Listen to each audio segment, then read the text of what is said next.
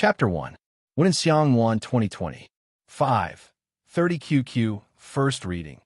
Miss Xiangyi, how are you going to take responsibility for me? In the dimly lit room, when Xiangyi woke up, she heard a low and teasing male voice. Her brain was dizzy, and she narrowed her eyes to look around. It was probably a hotel suite. She was curled up on the bed, and the man was sitting on the sofa not far away. Xiangyi could only vaguely make out the other person's silhouette. He was a young man with a black shirt slightly open and long legs that were crossed. His slender fingers held a cigarette, and the scarlet flame flickered, illuminating half of his collarbone and clear Adam's apple. But she couldn't see his face clearly. Xiangyi quickly calmed down, and her tone was calm and polite. "Send me your account number. Thank you." The room was eerily silent for a few seconds. Uffed. The man's chuckle was full of sarcasm. "Hush, money. If I sleep with you a few more times, won't I become rich?" Bang, bang, bang. The sound of the door being slammed sounded, accompanied by a sharp female voice. "It's here."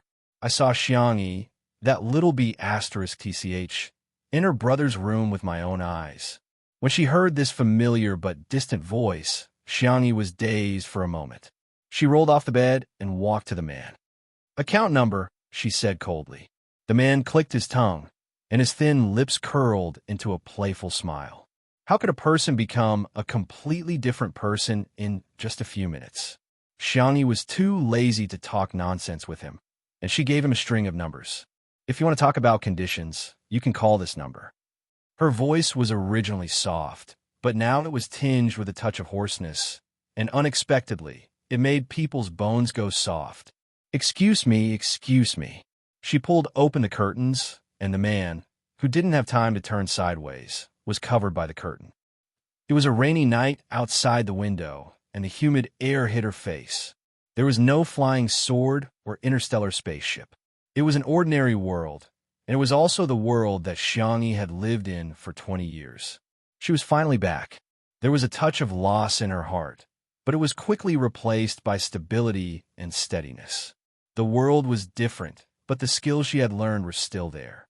The fair and delicate girl held onto the balcony railing and nimbly disappeared into the darkness. The man who just happened to get up saw this scene, and his eyebrows twitched.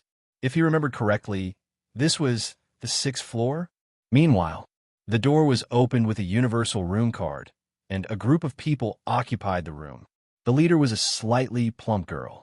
She had just received news that Xiangyi had seduced the little idol she had been chasing recently.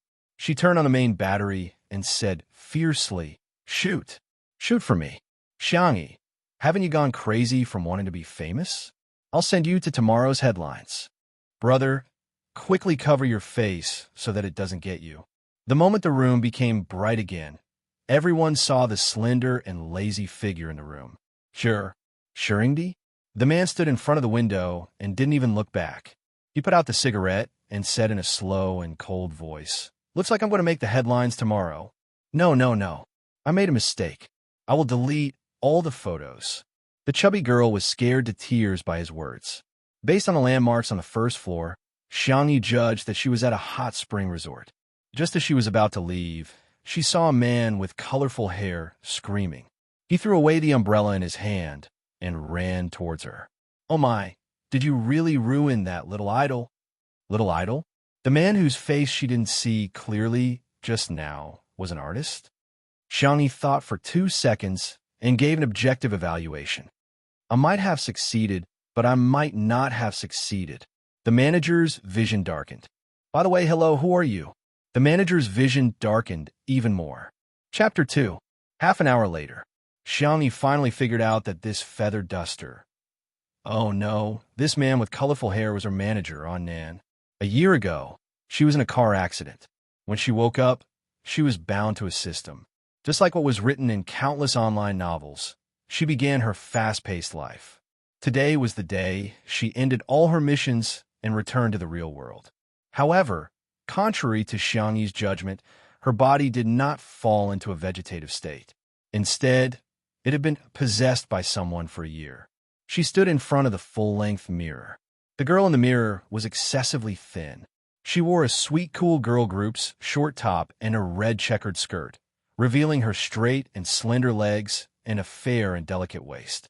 Her hair was tied into two ponytails, and she wore all kinds of gaudy butterfly knots and hair clips.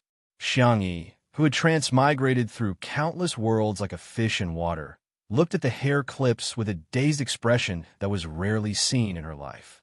After removing one of the hair clips, her little face scrunched up in pain. Boo-hoo! Anin was still holding the tissue box and crying.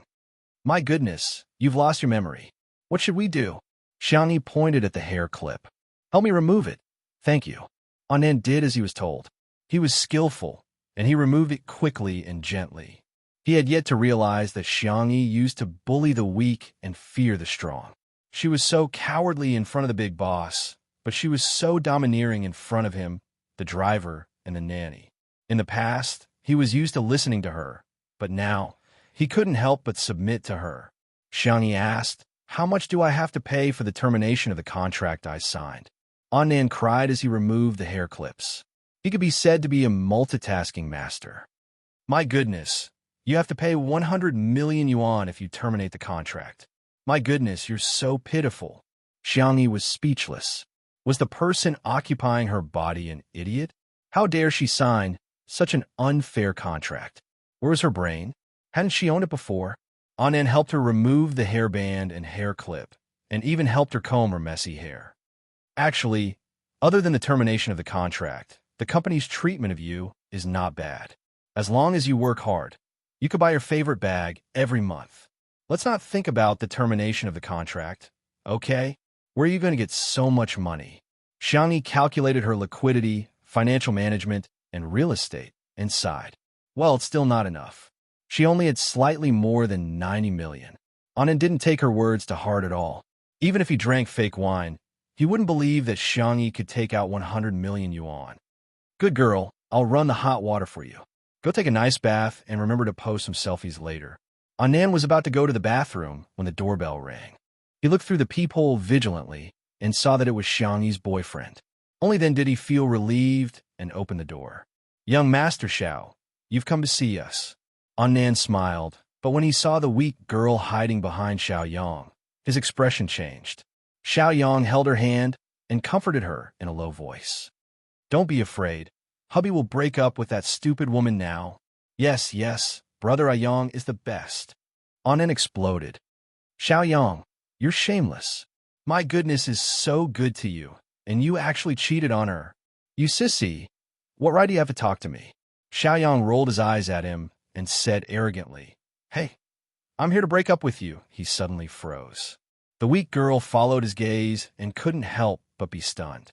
Was that stupid woman with the surname Xiang that beautiful? Chapter 3. Under the warm lighting, the girl was still so fair that she seemed to glow. Her long hair was loose, and she was wearing a loose apricot knitted sweater. She was casually scrolling through her phone. Hearing the commotion, she raised her eyes and looked over. Xiao Yang, who was terrible at language, could not help but think of two adjectives. Her eyebrows were clear and her eyes were bright and her teeth were white. Especially her calm and arrogant temperament. It was simply too attractive. Ayang. The weak girl felt uneasy and grabbed Xiao Yang's arm. Only then did Xiao Yang come back to his senses. He remembered how Xiangyi had insisted on dating him like a dog. Every time he wanted to break up with her, she would cry and make a fuss. She would even buy him all kinds of expensive gifts to please him. He suddenly felt confident. He did not like Xiangyi, but the bad habits of men made him enjoy the feeling of Xiangyi pestering him. Cough, Xiangyi, I'm sorry. I've fallen in love with Ruruo. I know that you're so kind. You'll definitely give us your blessings, right? His tone was righteous. Xiangyi asked, Who are you? Annan explained, Darling, this is your boyfriend. He glared at Xiao Yang. Darling lost her memory and doesn't remember you. Xiao Yang did not believe him and sneered. Xiangyi, what tricks are you playing now? Do you think I'll believe you? Amnesia? Why don't you just say that you traveled through time? Oh, tugged at his sleeve. Ayang, don't say that. Xiangyi is in the entertainment industry. Those who are in the arts have a romantic heart. Xiao Yang scoffed. Her? She's in the arts? She's a variety star. She used to be on TV, but now she can only do it online. Xiangyi interrupted him. So, you're here to ask for the breakup fee? Xiaoyang. Ruo, is 1 million enough? Xiangyi asked politely. She did not feel anything about being green. It was just the feelings of the person who had taken over her body, not hers. It was the same as the man in the hotel whose face she did not see clearly. To her, it meant one word: trouble. It would be best if she could solve it with money. Xiaoyang met her calm eyes and panicked. But more than that, he was angry. What do you mean? Who are you insulting? Can the feelings between us be measured by money? Okay, I understand. Xiangyi nodded expressionlessly. Not enough? 2 million then. Annan's mouth was wide open. Oh my God, was his sweetheart provoked? But it was really King awesome. This was the first time he had seen the scumbag's face turn green with anger. Although being a variety actress sounded a little embarrassing, Xiangyi's income was still much higher than the average person's. Therefore, Annan felt that 2 million was not a small sum of money, but it was still worth it to slap the scumbag's face. Xiangyi found Xiao Yang's account number on her phone and entered the number. Ding dong. 2 million RMB has been transferred to your XX account. A melodious voice rang out in the room. Xiaoyang was born into a wealthy family, so he did not lack money. He had always been the one to throw money at others, but this was the first time he had been thrown at by someone with money. Xiangyi, you're humiliating me. The fair-skinned girl lazily leaned on the sofa, feeling puzzled. Humiliate you? Isn't that natural? You smoke, you drink, you cheat, and you're still a good boy? Xiaoyang choked. Scram. Xiangyi had a gentle temper, but she would not be polite to scumbags like him. Xiaoyang's eyes widened. He was so shocked that he could not speak. Ro, who was beside him, took the opportunity to fan the flames. Brother Yang, how can Xiangyi be like this? She has no manners at all. Xiangyi rested her chin on one hand and thought for a while. Then, can the two of you please scram? Xiaoyang, oh. Chapter 4. Then, can you two please get lost? Xiaoyang was speechless. Roro was speechless. Get lost, I won't see you out. Xiangyi's tone was still nonchalant, as if she didn't care about this scumbag and little white flower. Xiaoyang choked. He didn't expect Xiangyi to treat him like this. The girl lowered her eyes, her gaze falling on the screen. He didn't know what she was looking at, but she was serious and focused. Her jawline was exquisite, and her hair fell softly. She looked like she had been living a peaceful life. She was a completely different person from the girl who only knew how to cry and throw tantrums in front of him. Good, very good. Xiangyi, don't you regret this? After leaving behind these harsh words, Xiaoyang angrily left with his beloved little white flower. Annan naturally wouldn't be nice to them, and he slammed the door. Xiaoyang was speechless. Xiangyi was crazy, and this sissy was crazy too. How dare he treat him like this? In the room, Annan was overjoyed. Good girl. You're so good at insulting him. But why did you give him so much money? It's not easy for you to earn money. He heard that the Xiang family was well off, but in the past year, Xiangyi had fallen out with her family one after another, and she was basically left to fend for herself. Xiangyi said, It's nothing. I'm just spending money to avoid misfortune. Annan was curious. What are you looking at for so long? I'm looking at how everyone is scolding me. Annan was anxious and hurried forward to snatch her phone away. Good girl. Didn't you promise me that you wouldn't look at these? Ah, right. You've lost your memory. Don't worry. That's all nonsense from the netizens. He inadvertently glanced at the screen, and he immediately sucked in a breath of cold air, his voice trembling. Good. Didn't you enter the room of the little idol? Xiangyi looked at him innocently. I forgot. Amnesia was a good excuse, so she used it whenever she could. Annan's voice cracked. Shuringdi. You entered Shuringdi's room. Xiangyi asked calmly. Who is he? Shuringdi. Sure Sui. Sui. 2 tones, the same sound as Sui. For the rest of the time, Annan cracked his voice to explain to Xiangyi just how awesome Sure Sui was. She was the city's top scorer in the college entrance examination and was admitted to the top university in the country, Beijing University. However, she dropped out for some reason. He had taken a lousy card from a down-and-out young master and entered the entertainment industry as a result. He was the youngest Grand Slam Best Actor in history. He casually went to act in a TV series and won the Best Actor award. He was obviously going for the path of a strong actor, but he had countless loyal fans. To sum it up in one sentence, looks, money, and IQ. After Anand concluded, he circled Xiangyi back and forth and said bitterly, You, do you know how many people's white moonlight has been ruined by you? Xiangyi, she really wanted to know what had happened in the past year. But thinking about it, to be able to use such a wonderful word like ruin, the person who occupied her body was probably a worrisome person. Wow, you're on the hot search list. Your Weibo page has been massacred by Shurringdi's fans. You can't go on the online variety show that we talked about before.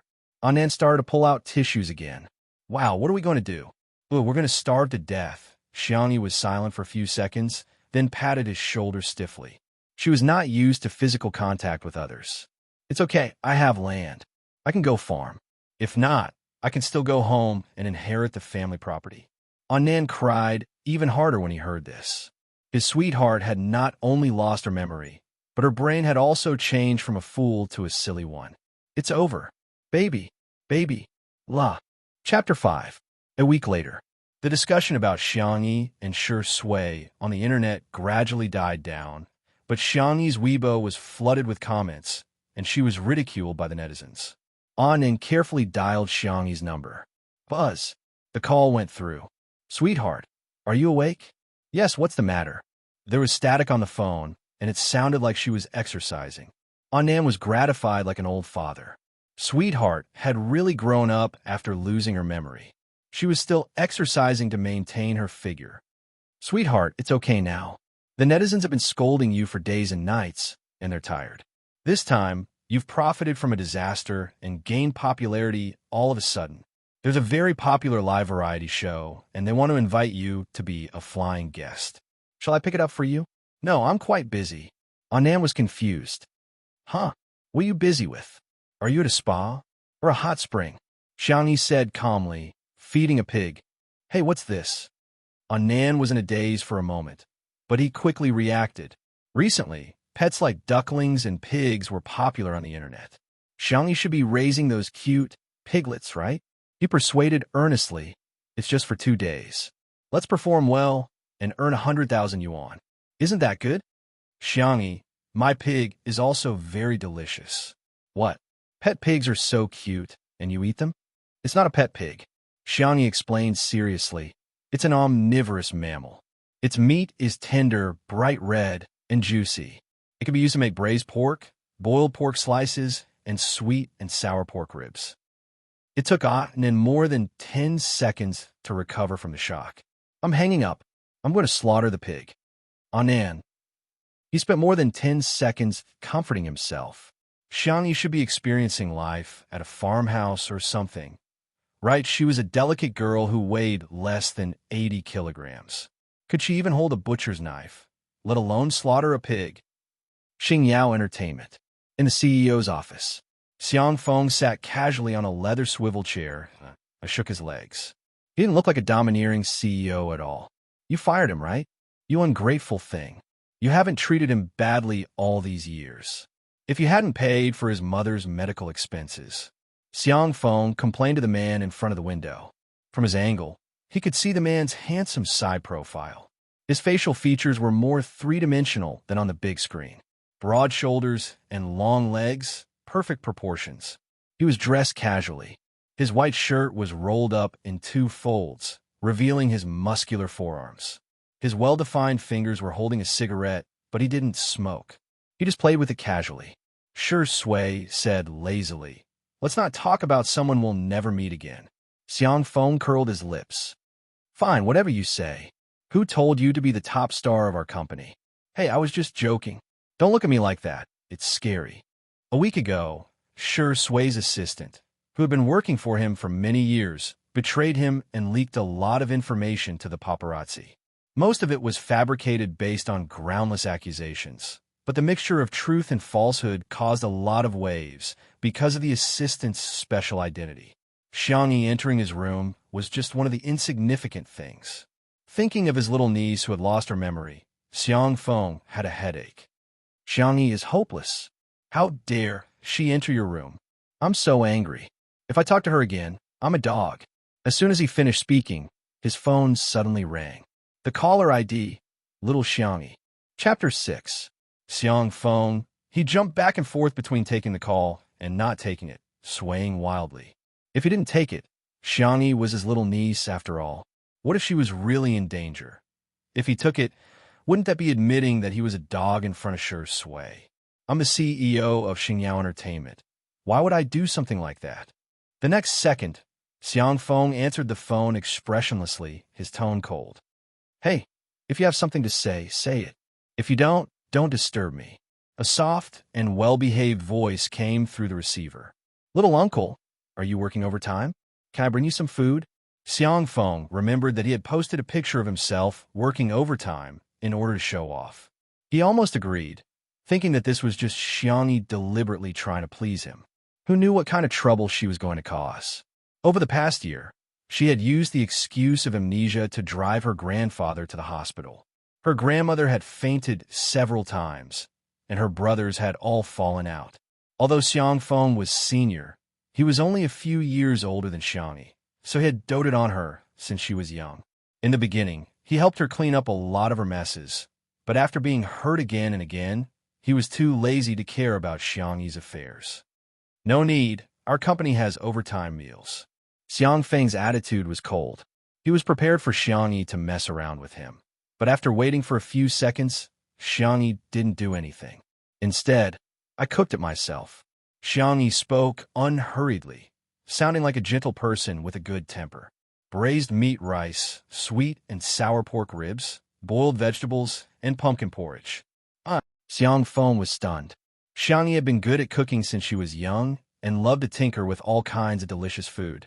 A year ago, she insisted that she had amnesia and even forgotten her cooking skills. Over the past year, Xiang Feng hadn't even seen her boil a pot of hot water, let alone food. Sorry, I forgot to tell you. Little uncle, I've recovered my memory. The female voice on the receiver had a familiar, soft tone. But over the past year, Xiang Feng had been too disappointed in her. So now he was skeptical, and more than he trusted her. Come if you want. Your legs are on your body. I can't stop you. He hung up the phone. Xiang Feng rubbed the goosebumps on his arms. Brother Sure Sway, do you think my little niece has schizophrenia? She's just like that crazy character you played when you won the Best Actor award. Sure Sway raised her eyebrows. What did you call me? Xiang Feng. I've really gone overboard. How dare I call Sure Sway by his nickname? Ahem. You're younger than me in the first place. It's natural for me to call you little brother. Sure Sway sneered. I'm not young. Xiang Feng. F***CK. The wheels of the car are on my face. I just feel that my little niece seems to have changed into another person. She even said that she had regained her memories. I don't know if I should believe her. Crack. Sure Sway lit the cigarette with his fingers. The scarlet flames flickered like stars in the smoke. He said casually, maybe there are two of them. But her voice was too soft to reach Xiang Feng's ears. Half an hour later, Xiangyi carried the lunchbox into the CEO's office. Xiang Feng stared at her warily when he saw her enter. Little uncle. Xiangyi greeted him softly. She noticed that there was another person in the room, sitting on the sofa and playing with a lighter. His back was facing her. Did you really make this? You didn't order takeout, did you? Xiang Feng complained. He was just opening it to take a look. He would never eat it, and he would never forgive Xiangyi. As soon as the lunchbox was opened, the rich aroma instantly filled the entire office. Chapter 7. The first layer was sweet and sour pork ribs. The ribs were rosy and glossy, dotted with white sesame seeds. The second layer was boiled vegetables. The green and tender vegetables were delicately arranged, drizzled with shredded ginger, minced garlic, and oyster sauce. The third layer was the main dish, braised pork rice. Fresh pork belly was dipped in water and cut into small cubes. It was slowly stewed in a small casserole. The fat sizzled and bubbled, and the gelatinous pigskin perfectly melted into the broth. The braised egg was divided into two. The yolk was soft and glutinous, and it was accompanied by several carefully marinated pickles. There was also a small bowl filled with pumpkin porridge. The pumpkin was steamed beforehand, stirred into a paste, and added rock sugar and lily. It was cooked into the thick porridge, still emitting steam. Xiang Feng recalled the delicious food his little niece used to make. The delicious taste in his memory merged with the aroma at this moment, and he began to gulp. I'll just have a taste. Let's see if it's takeout or if it's made by you." Xiang Feng found an excuse for himself and picked up a piece of pork rib with his chopsticks. Oh wow, delicious. This was his favorite sweetness. Xiang Feng had a little secret that no one knew, and that was his preference for sweets. He liked sweet and sour pork ribs, sweet and sour fish, and other dishes that were sweeter than normal. After skillfully wrapping the pork ribs, Xiang Feng picked up some vegetables. He intended to relieve the grease, but his eyes widened. How could vegetables taste so good? He had completely forgotten that he had just said, just a taste.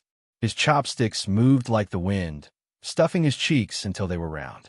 Xiangyi didn't say anything and just sat across from him with a smile. She would only smile so gently and brightly in front of her family. Xiang Feng coughed awkwardly, but since he had already eaten, he might as well go all the way.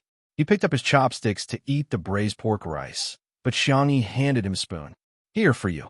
At that moment, Xiang Feng really had the illusion that his little niece had returned. It was as if his little niece had been possessed by something strange for the past year. But it was obvious that his brain wasn't enough to process such complicated things. He scooped up a spoonful of braised pork rice and stuffed it into his mouth. The fatty meat melted in his mouth, while the lean meat was soft and chewy. The thick broth was poured over the rice grains, staining them with a sugar-brown color. It was fragrant but not greasy, salty, and sweet. Roar! Ow, ow, ow. If it weren't for his many years of upbringing, Xiang Feng would have hit the lunchbox with a spoon. How could it be so delicious? Was this heaven? Why is there such a delicious meal? Xiang Feng buried his head in the rice and ate with great relish. Xiangyi felt that he was a little like the piglets she raised. When the little piglets grow up, I'll kill them all and make braised meat rice for little uncle. Xiangyi had prepared enough for 2 people, but in less than 10 minutes, Xiang Feng had finished everything like a whirlwind. Only then did he realize that he was choking. Xiangyi smiled and passed the pumpkin porridge to him. Xiang Feng wanted to take a few sips to soothe his throat, but it turned out to be too delicious. He couldn't help but gulp it all down. This meal was so delicious. Burp. Xiang Feng rubbed his stomach and slumped against the back of the chair like a satisfied salted fish. Little Xiangyi, Uncle forgives you. Xiangyi blinked. Little uncle, then do you believe me about regaining my memory? Xiang Feng angrily slapped the armrest. You're my niece. If I don't believe you, who would I believe? Puffed. A soft laugh seemed to hook onto the tip of his heart, low and flirtatious. Xiang Feng suddenly came to his senses. Shi Sui was still here.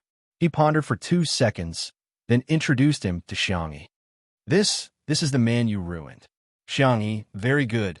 It's the beautiful word ruined again. She glanced sideways and suddenly met a gaze as deep as the sea. After being stunned for a while, Xiangyi came back to her senses. The corners of her eyes were moist. Asterisk good night, dear readers. Please remember to add to bookshelf, vote for Red Bean, and comment. 6. 1. Fast. Happy. Red Heart. Chapter 8. A year had passed in the real world, but time flowed at different speeds in different worlds, so Xiangyi was no longer sensitive to the concept of time. But the moment she saw Shi Sui's face, Xiangyi remembered a certain point in time. At her 16th birthday party, she caught a glimpse of him. From that day onwards, she secretly fell in love with someone whose name she didn't know. Perhaps the so-called crush she had when she was young wasn't a passionate feeling, but when she thought of him in a distant world, there would always be a touch of sweetness in her heart. He was her white moonlight. Shi Sui noticed her strangeness and raised his eyebrows slightly. Xiangyi quickly adjusted her mood and greeted him graciously. Hello, I'm Xiangyi. The courtesy and demeanor of the Xiang family were engraved in their bones, but their personalities were different. Xiang Feng was noisy and lively, while Xiangyi was very gentle. This was the evaluation that involuntarily appeared in Shi Sui's mind. The woman who broke into his room that night was pretentious and deliberately coquettish, and the way she recommended herself to be his pillow was disgusting. After fainting, she became calm and sober. Sure enough, there were two people. He thought, "Hello, sure sway." The man's voice was languid and low, slightly dragging out his tone and inexplicably flirting with her. "Xiangyi, about last time, I'm sorry. Actually, when I recover my memory, I also lost my memory of the past year." Her expression was calm. She was simply an ordinary little genius at shifting the blame. "Don't ask. If you do, you'll lose your memory." Xiang Feng was shocked. "What? How did you recover your memory and then lose it? Little Xiangyi, do you have a headache?" "No. I have to take you to Xiangli for a checkup." "I'm fine. I've already had a physical examination." This week, Xiangyi not only learned about what had happened in the past year, but also used medicinal cuisine to recuperate for herself. This body was obviously malnourished, and she must have deliberately pursued a good figure by dieting to lose weight. Also, second brother probably doesn't want to see me now. Xiang Feng. That's true. Xiang Li was a medical doctor. Although he was more in the theoretical direction, his hands were extremely important. He had done countless precise experiments, but because of Xiangyi's willfulness, the nerves in his left wrist were damaged. If the medical and scientific community were to find out about this, there would probably be tens of thousands of people asking Xiangyi to commit suicide as an apology. Xiangyi felt that her medicinal cuisine and medical skills might be able to cure her second brother's hand, but this matter could not be rushed. To restore his relationship with his family, he had to do it one by one. Her youngest uncle was the closest to her and had a carefree personality. He was the person she had the most confidence in. That was why she came to him first. She didn't deliberately explain anything. She lowered her head and quietly packed the lunchboxes. Xiang Feng glanced at her, and his face almost turned red. The lunchbox was so clean that it looked like it had been licked shiny. He pretended to sound like a professional. "Ahem, sure sway. Do you have any thoughts about your work arrangement?" Sure sway said casually. "Rest for a while and find a place to plant flowers and fish." Xiang Feng. "Okay, it's good for you to rest. If there's a suitable job, I'll keep an eye out for you. But you'll have to find a new assistant. With your bad habits, you probably won't even pick up a fallen oil bottle. If you live alone, there are only two endings. You'll either be poisoned by takeout or starve to death. It's best to find someone who can cook." Xiangyi suddenly raised her head. "I can." Sure Sui looked at her with a faint smile. If the two of them were using a 5G network, then Xiang Feng was using a 2G network. He looked confused. "What do you mean you can?" Chapter 9. Xiangyi explained in a gentle voice, "I can be his assistant. I'm pretty good at cooking." Sure Sui was her white moonlight. Her love for him wasn't the kind that wanted to be his girlfriend, but more like a fan. She just wanted to be nice to him. What's more, when she transmigrated in the past, she was bound to a nerve system. Simply put, it was to assist her teammates and let them attack their opponents. Most of the skills she had mastered were supportive in nature. Perhaps they weren't lethal, but she was quite suitable as an assistant. Xiang Feng panicked when he heard this. How can that be? How can a girl from our Xiang family cook for another man? Is he worthy? He's not. A chill ran down his spine, and Xiang Feng abruptly changed his words. It's not that he's not worthy. It's just that I'm afraid you'll tire yourself out. Besides, you're an artist. How can you be an assistant to another artist? Xiangyi, I have plans to quit the entertainment industry. Huh? Xiang Feng's expression was sluggish. He thought he had misheard. Xiangyi repeated, I want to quit the industry. Just after I recovered my memories, I found my original heart and realized the true meaning of life. That is to return to the countryside and have my heart set on the mountains and rivers. The latter half of the sentence was nonsense, but the truth was, the max-level big boss is tired and wants to retire peacefully. Xiang Feng was in a bit of a trance.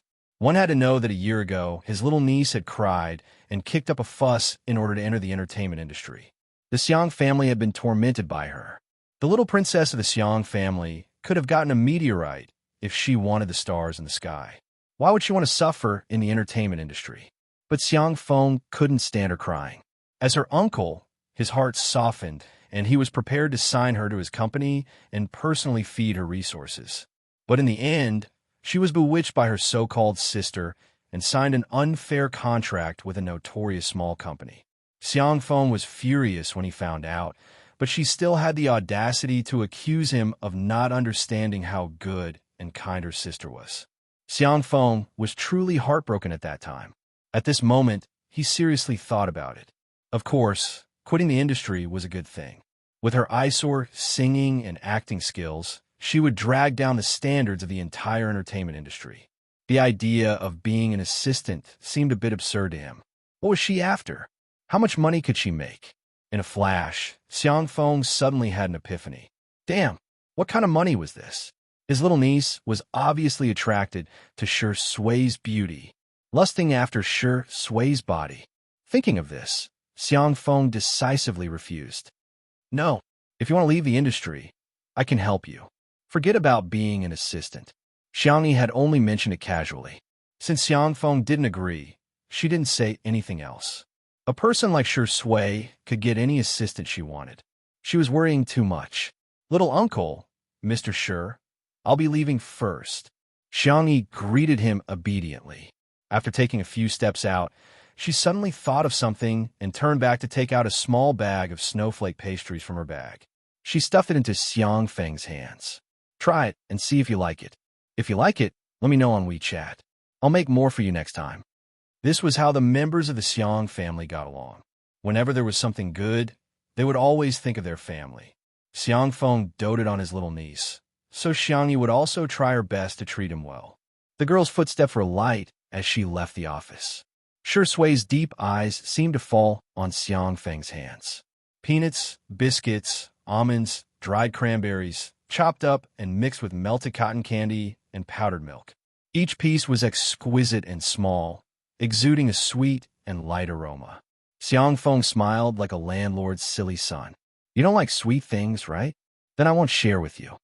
He opened his mouth to the limit and stuffed all the snowflake pastries into his mouth in one breath. Shi Sui. Chapter 10. The next day, at around 10 in the morning, Xiangyi received a call from her manager, Annan. He asked uneasily, "Sweetheart, are you up yet?" Previously, Xiangyi had a bad temper when she woke up. If anyone accidentally disturbed her, they would be scolded badly. Xiangyi turned on the speakerphone and placed her phone on the flower rack. She used gardening scissors to trim a few broken daisies. What's the matter? Her biological clock was very accurate. No matter where she was, she would wake up at 7 o'clock sharp, unless it was raining or snowing. Annan heaved a sigh of relief and said in a fawning tone, "Sweetheart, do you want to reconsider that variety show? After all, you don't have any other jobs and have nothing to do." Xiangyi thought for a moment and said, "Come to my house. Let's talk face to face. I'll send you the address." After hanging up, Annan was still a little confused. Didn't Xiangyi live in the company apartment? Could she have moved? An hour later, Annan's eyes widened as he stared at the magnificent black, wrought iron gate. There was a Roman-style fountain in front of the European-style villa. The garden, no, it should be called a manor. There were flowers everywhere. The Chinese roses bloomed the best in the late spring season. At a glance, there were at least dozens of varieties, including shrubs and vines. Behind them was a boundless expanse of vegetable fields. Further away, there seemed to be a farm. The door opened automatically. Not far away, Xiangyi, who was wearing a white cotton dress and a light-colored straw hat, waved at him. She was carrying a hand-woven rattan basket with freshly picked vegetables and fruits. Annan was worried. He jogged over to Xiangyi and looked at her with watery eyes. "Sweetheart, are you locked up here? Just like in the novels, the overbearing CEO locked you up here and you're not allowed to go anywhere. You can only be his little canary." Xiangyi didn't know whether to laugh or cry. "Don't worry, our country has a complete set of criminal laws. This is the house my mother left me. No one is restricting my personal freedom." Annan heaved a sigh of relief and asked curiously, "Why are there so many vegetable fields? The terrain here doesn't look like farmland." He had heard a little about Xiangyi's family background. He had heard that she was from a wealthy family, so he wasn't too surprised. "Oh, It was originally a golf course, but it was renovated later. Anan, he thought absent-mindedly. Is the life of the rich so simple and down-to-earth? It's lunchtime. There's still a small pot of rice left from yesterday. Can we eat egg fried rice? Xiangyi tilted her head and asked, Anan, huh? Do you have a housekeeper? I don't know how to cook. He subconsciously thought that Xiangyi wouldn't either. I will. Oh my God, you're amazing. You're really awesome. Anan went against his conscience and praised her. As the king of rainbow fart managers, bragging about his own artists was a professional thing to do. My dear, you haven't shown your face in a long time. Why don't you start a live stream and cook? Dark cuisine was dark cuisine. It was the same logic as black and red cuisine. Anan comforted himself with a very optimistic spirit, thinking that no matter how bad Xiangyi's cooking was, he would still take a bite with no qualms about death. Chapter 11. Anan used Xiangyi's Weibo account to post a live stream announcement. When the time came, many fans instantly flooded the live stream. In the past year, Xiangyi was a typical example of someone who couldn't do anything in the entertainment industry and was known for crying. When she was acting, she would pout and stare at her with her eyes wide open. When she sang, she would go off-key and infuriate 10 sound engineers. She was nicknamed the Crybaby and the Little Vase. But even so, Xiangyi still had a group of die-hard fans who adored her good looks. Where is she? Sister E, I miss you so much. My pretty sister is here. Annan's flowery shirt looks nice today. Please share a link. Sweetheart is going to live stream cooking for everyone today. Are you guys surprised? Are you surprised? I'm sure everyone must be like me, looking forward to seeing what she'll cook. Annan greeted everyone first. He often accompanied Xiangyi on live streams, so the fans were quite friendly to him. He wandered over to Xiangyi. Sweetheart, say hello to everyone. Xiangyi naturally said, Good afternoon. Have you all eaten? I'm going to cook some egg fried rice. She saw a text flashing at the bottom left corner of the screen and curiously leaned over, wanting to see what the comments were. And from the perspective of the fans, the fair and delicate girl's cheeks were a little rounder than when she was doing her job. Her skin was delicate and smooth, with a creamy texture. After getting closer, it was a beautiful sight. For a moment, the comments were all, I'm dead. My sister's face is killing me. And I'm full. Xiangyi looked at it for a while and realized that the netizens were just as interesting no matter which world they were in. She put some distance between them and smiled slightly. Egg fried rice is very easy to make. Apart from the necessary ingredients, rice and eggs, you can also adjust it to your taste. Today, I prepared green beans, carrots, shiitake mushrooms, shrimp, and ham. The ingredients had long been washed and neatly arranged in sky blue porcelain bowls, looking very pleasing to the eye. Someone commented, May I ask, is this porcelain bowl the set of green glazed Misty Rain series produced by Shizhou Porcelain? I'm laughing my head off. Does the person in front know how expensive the Misty Rain series is? That's F*King collectible porcelain. Who would use it as cutlery? Soon, these two bullet screens were drowned out by the heavy comments. Annan muttered in his heart. Has my sweetheart been watching mukbang broadcasts recently? She looks quite professional. He almost believed that she could cook. Click! Xiangyi turned on the stove. After the oil heated up, she sprinkled some chopped green onions into it. The unique fragrance of scallion oil wafted into Annan's nose. He didn't know if it was because of the freshness of the ingredients, but Annan felt that it smelled particularly good. It didn't have the oily smell that he usually smelled when cooking. Chapter 12. Next, she poured rice, eggs, and other ingredients into the bowl. This dish was too homely, and Xiangyi's cooking was also very plain. She didn't toss the spoon or anything, but somehow it made she looked hungry. Nowadays, the live stream industry in China was very developed, and there were even many chefs and famous chefs on the food channel. The dishes they cooked were high-end and exquisite, and their knife skills, heat control, seasoning, and other skills could make people praise them from beginning to end. However, something was still missing. Many netizens in front of the screen couldn't help but salivate.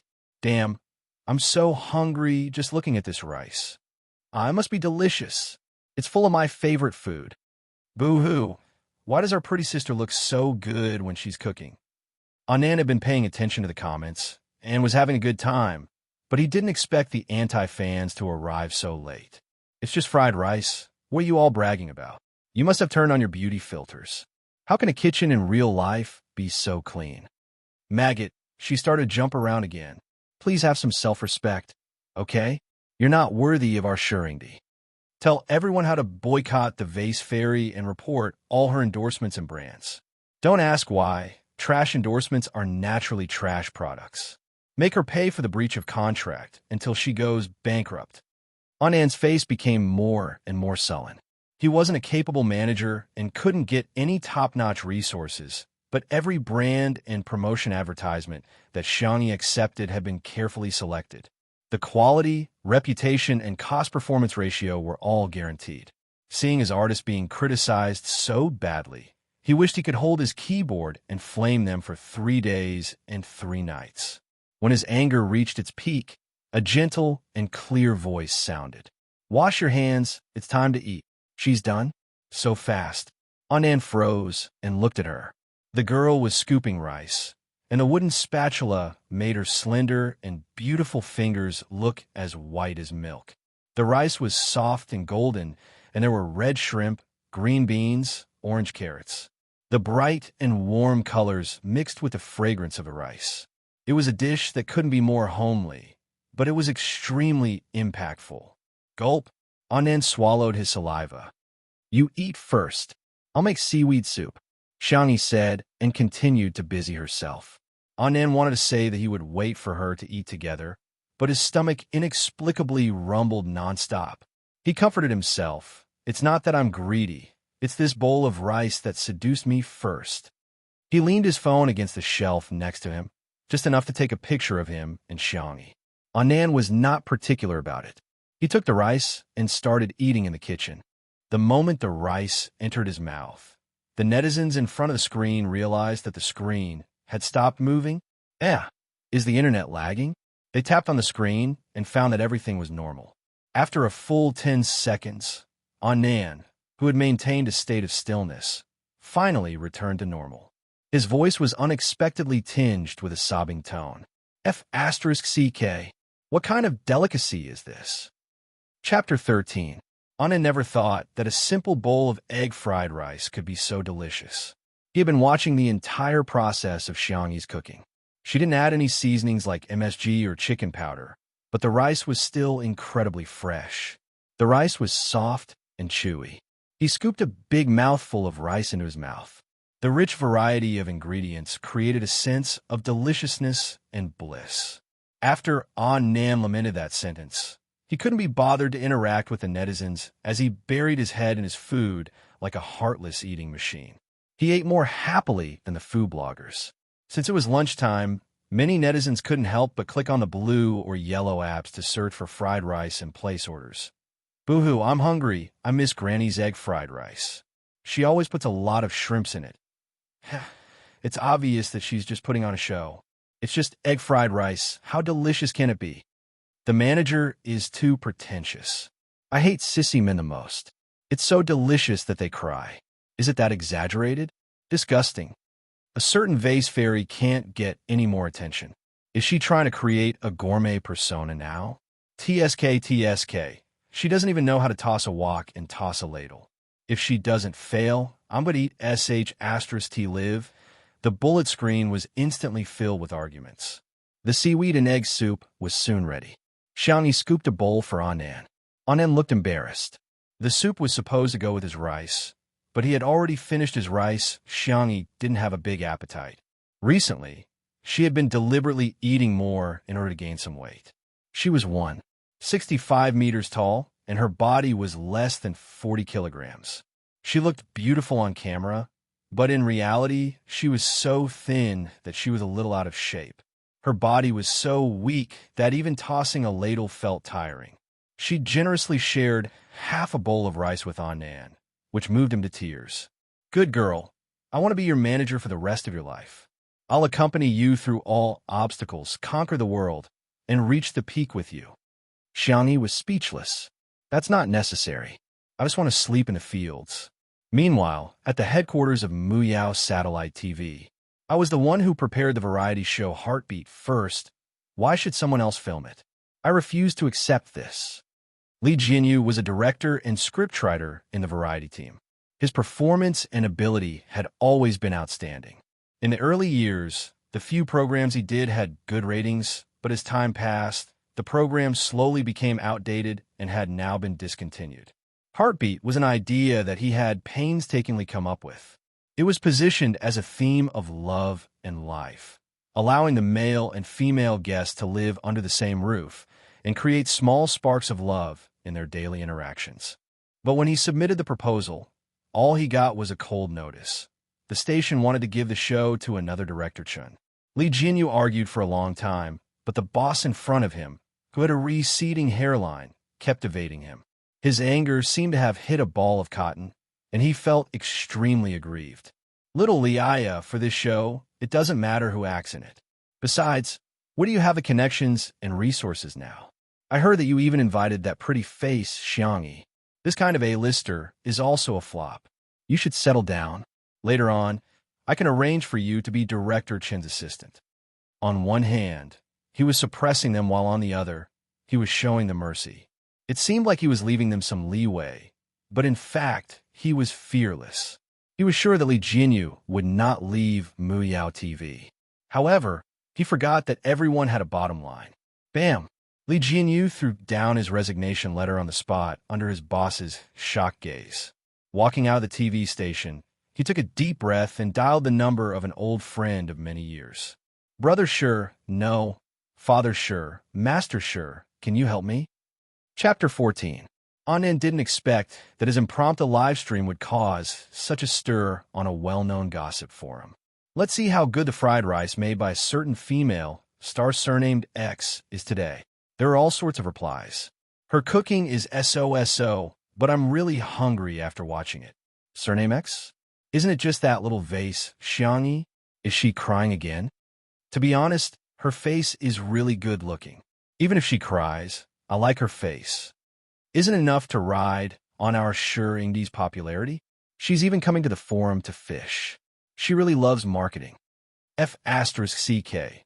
Why did I have to search for the replay? I said I was on a diet and wouldn't eat at night.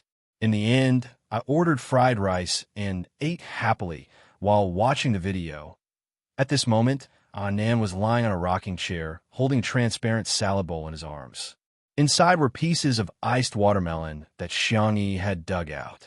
He didn't know what kind of watermelon this was. Not only was it sweet, but it also had very few seeds. Anan simply couldn't be bothered to spit out the seeds and just stuff them into his mouth, unable to stop. Xiangyi was sitting next to him, reading a book with a wool blanket draped over her shoulders. Her delicate eyebrows were lowered, and her hair had been dyed black and tied into a bun at some point. A few strands of hair were fluffy and scattered around her temples, making her look even more girly than when she deliberately tied her hair into two ponytails. Anan's stomach was round from eating before he remembered the purpose of his visit today. Ahem, good girl, you've already rested for a week. Why don't we work harder and go back to work for a few days? In terms of ability, Anan wasn't the most outstanding agent, but he was really patient and willing to coax people. Many small-time artists wanted to work under him. Xiangyi flipped a page of the book in her hand and said gently, I've already prepared the liquidated damages and a lawyer. As soon as her little uncle heard that she wanted to quit the industry, he gave her the contact information of the Xiang family's legal team. The contract she signed was an overbearing one. If she had a good lawyer, the liquidated damages wouldn't be as exaggerated as 100 million yuan. Her own money would be enough. However, her little uncle still transferred a sum of money. He probably gave her all his private savings. Anan was stunned. You really want to quit the industry? You fell out with your family in order to enter the entertainment industry. Isn't being an artist your dream? Xiangyi shook her head. Perhaps it was the dream of the person who had taken over her body. But in her opinion, that person only seemed to enjoy the popularity and attention of being an artiste and did not care much about her professional abilities. Otherwise, she would not have made so many jokes and ended up as a variety show star. While they were talking, Anan's phone rang. He picked it up and listened for a while before looking at Xiangyi. It's Director Lee. He wants to talk to you. Xiang Yi gave a non-committal reply. Annan turned on the speaker, and from the receiver came Director Lee's excited voice. Miss Xiang Yi, I'd like to invite you to partner with Shi Yingdi in my new variety show. Chapter 15. Xiang Yi raised her eyebrows. Shi Sui. That's right, that's him. Li Jinyu's tone was relaxed, as if a heavy burden had been lifted from his shoulders. Let me tell you the specifics. It's similar to the style of the previous variety show, but this time it's more life-oriented. The main content is that you and Shi Yingdi live under the same roof, planting flowers, raising fish, and so on. Then, every episode, we'll invite flying guests over. The most important thing is that this variety show will be completely live. This is the first in the industry. Sounds good, but in terms of format, isn't a little too dull. Xiaomi voiced her own thoughts. Li Jinyu chatted with her excitedly. Meanwhile, Annan was completely dumbfounded. Variety show? Shi Yingdi? Am I hallucinating because I'm too full? So actually, netizens are very tolerant of the subject matter. Some people like to see face slapping, while others like to see peaceful times. Some people think that each has its own audience, but I don't think that's the case. In fact, sometimes there are overlapping audiences. As Li Jinyu spoke, he suddenly exclaimed, I just sent the video of you cooking egg fried rice to Papa Sure. Cough, Shi Yingdi. He liked your Weibo post. I didn't know that you two were so close.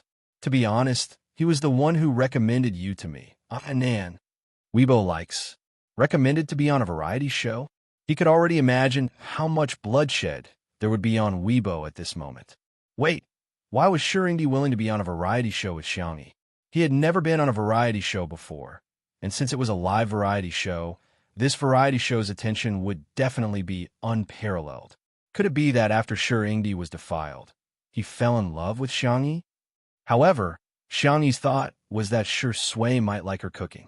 She was originally prepared to terminate her contract, but suddenly felt that she could still live a little longer. She could feed her white moonlight until it was white and chubby. I have no problem with that. As for the specific details, please communicate with my manager, Xiang Yi said politely. Okay. Li Jinyu happily hung up the phone. Initially, he had asked Shi Sui for help in introducing an artist to him. However, he had not expected that Shi Sui would agree to participate in the live broadcast of the variety show. This was a glimmer of hope at the end of the tunnel. Li Jinyu refreshed the Weibo post where Shi Sui liked the egg fried rice video and saw that there were more than 10,000 comments. Li Jinyu sighed, Daddy Shi is indeed my Daddy Shi. He's even more popular than the top celebrities. On Weibo, not to mention Shi Sui's fans, even the netizens were dumbfounded. His hand must have slipped. I don't believe it. I don't believe it. The account must have been hacked. I'm crying. Sober up. You're the best actor. Why do you like an 18th-tier female celebrity? Do you not have a heart? 2 days later, a variety show called Two Under One Roof officially announced the guest list, which instantly caused a sensation. Chapter 16. Two Under One Roof V.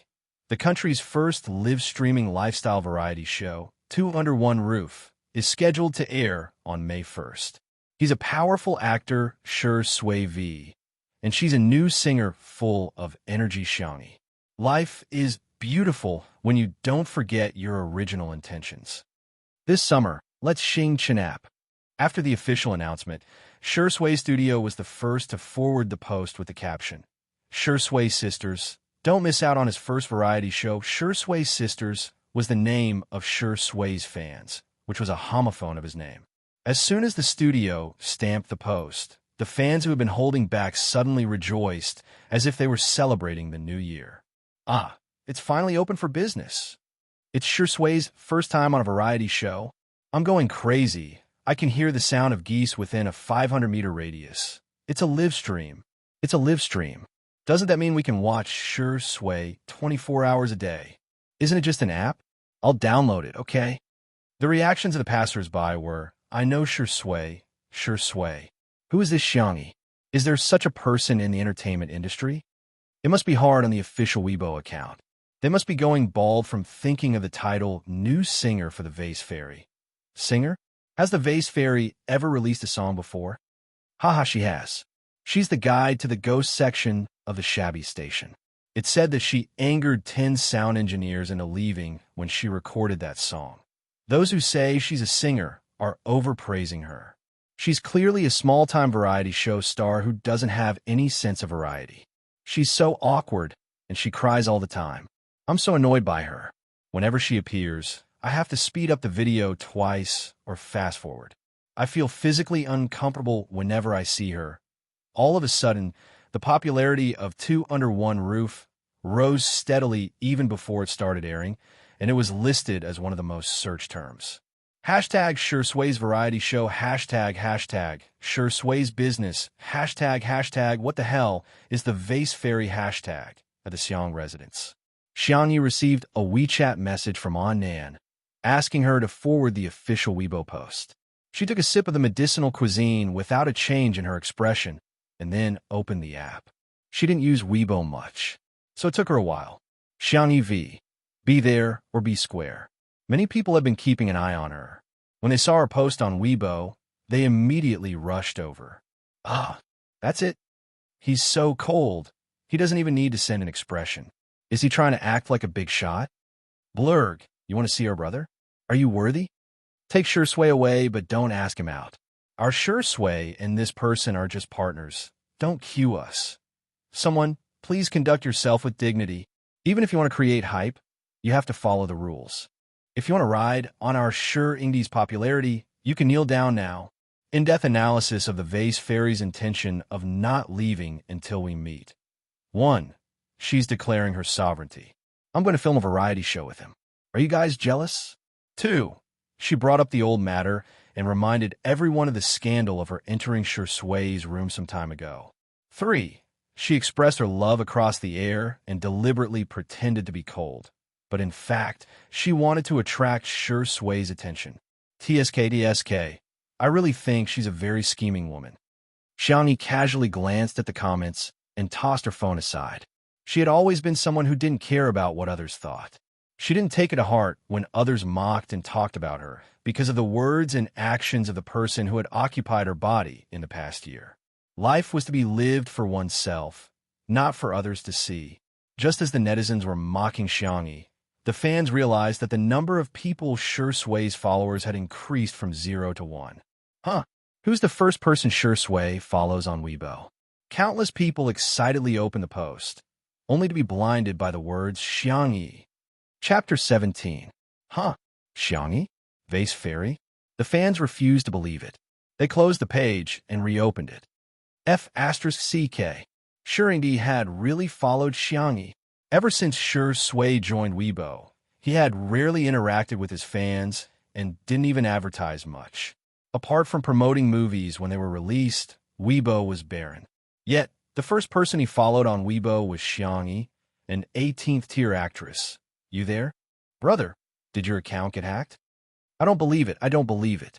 The last like was a slip of the hand. This time it must be the same. To be honest, Sure Sway Zai isn't going to be an idol. He's not young anymore. His mother fans still hope that he can find a good home, but at least find someone of equal social status. I'm so angry that I'm about to cry. Xiangyi actually didn't follow our Sure Ingdi. Oh, why? Well, why does she have to give her brother the cold shoulder? The fans' reactions were intense, but the marketing accounts were amused. Just as they were worrying about the KPI at the end of the month, Sure Ingdi had delivered the melon to them. They really wanted to send him a banner saying that he was a helpful and exemplary seedling. Xingyao Entertainment. F***CK. Why are you following my little niece? The netizens are getting the wrong idea. They think you like her. Xiang Feng's voice could be heard from the office. Sure Sway was sitting on the sofa, his black shirt rolled up, revealing his muscular forearms. His wrist bones were clear, and his fingers were long and slender. His smoking posture was languid and dispirited, creating a unique and charming temperament. My hand slipped, Sure Sway said lazily, his voice a little hoarse from the smoke. How about I unfollow you? Xiang Feng panicked. Don't. If you really unfollow me, little Xiangyi will be scolded to death by the netizens. But then again, aren't you going to plant flowers? Why do I feel like you're planting a radish in my office? Sure Sway's contract with the company gave him a lot of freedom. He also had his own studio. In short, he could act in movies whenever he wanted. If he didn't want to act, he could take a break for a year or so. However, in Xiang Feng's impression, Shi Sui was still quite a model worker.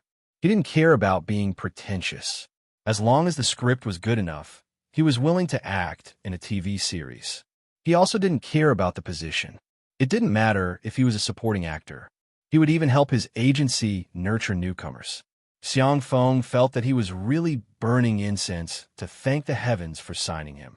In the past, the two of them could only see each other once a month. But recently, for some reason, they could see each other every day. Shi Sui said, "It's quiet here." "Is that so?"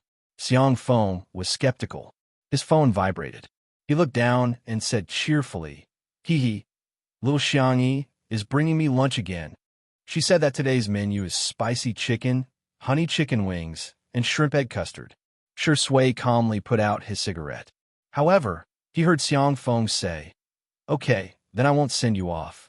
Go eat in the company cafeteria." Shi Sui. Chapter 18. Shi Sui raised her eyebrows. "What did you say?" "Say it again." Xiang Feng said confidently, "Xiangyi is my niece. She brought me food, so of course it's for me to eat. We're brothers, so don't even think about taking away a grain of rice from me." In the Xiang family, every time little Xiangyi cooked, he had a fight with a group of sister-obsessed people for food.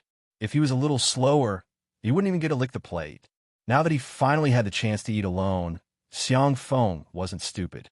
He wasn't going to share it with Shi Sui. Just then, the secretary knocked on the door and came in. She placed a lunchbox on Xiang Feng's table and respectfully said, "Mr. Xiang, this is from the Xiang family's driver." Xiang Feng happily opened it. There were 3 home-cooked dishes, a purple rice-mixed grain rice, and a small pudding. It was creamy white and smooth and was bouncy with a spoon. Xiang Feng, must be the happiest man in the world. "Mr. Shi, this is for you." Only then did Xiang Feng notice that the secretary was holding a lunchbox that was obviously twice the size of the usual one. She placed it in front of Shi Sui. His niece brought food to Shi Sui too? Shi Sui lazily thanked her. After the secretary left, her ears were obviously red. This man's actions were really too good. Opening the lunchbox, Shi Sui's eyes lit up with a smile. The handsome and gentle man was now like a child showing off a toy, slowly taking out the lunchbox. In addition to the same spicy chicken, honey chicken wings, and shrimp egg custard as Xiang Feng's, there was also a spicy pickled fish and mushroom soup. And the portions were all more than Xiang Feng's. There were even 4 small puddings. 4. Xiang Feng's heart instantly shattered into pieces. "Oh, why? Why do you have more food than me, Wah?" Xiang Feng felt wronged, but Shi Sui's gaze swept over each dish in turn. Sour, sweet, spicy, and fresh, everything was there. There was even a sticky note with the ingredients and seasonings used in each dish. She asked him to read it carefully to prevent allergies. Her handwriting was clear and elegant, with a natural strength of character, but it also revealed inadvertent gentleness. Shi Sui's thin lips curved upward, and he picked up his chopsticks to taste. And so, Xiang Feng watched helplessly as a certain best actor, whose table manners were usually impeccable, picked up food faster and faster each time. Although he wasn't wolfing down the food in an exaggerated manner, from his speed and demeanor, one could tell that he was very satisfied.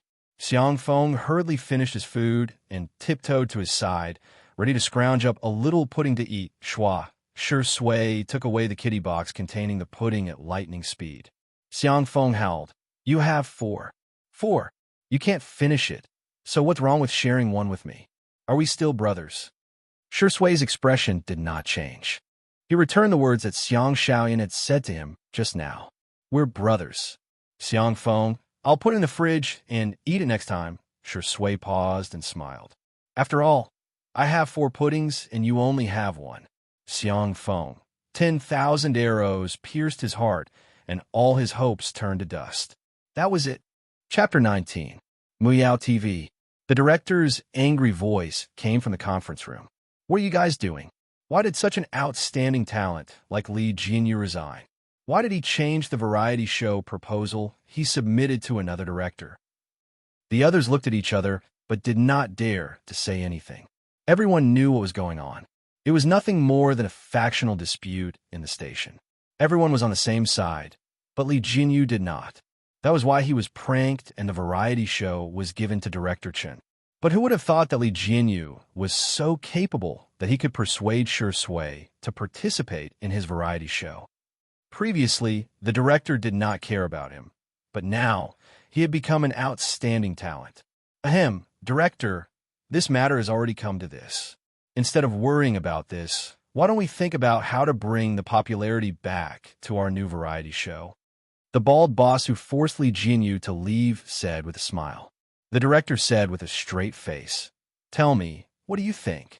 Lee Jinyu's Two Under One Roof variety show only has Shi Sui and Xiang Yi as permanent guests. Although Shi Sui is popular, Xiang Yi is just a D-list celebrity. In addition, I've investigated and found that the guests they've contacted so far are all second and third-tier celebrities and some old artists. Get to the point. Okay.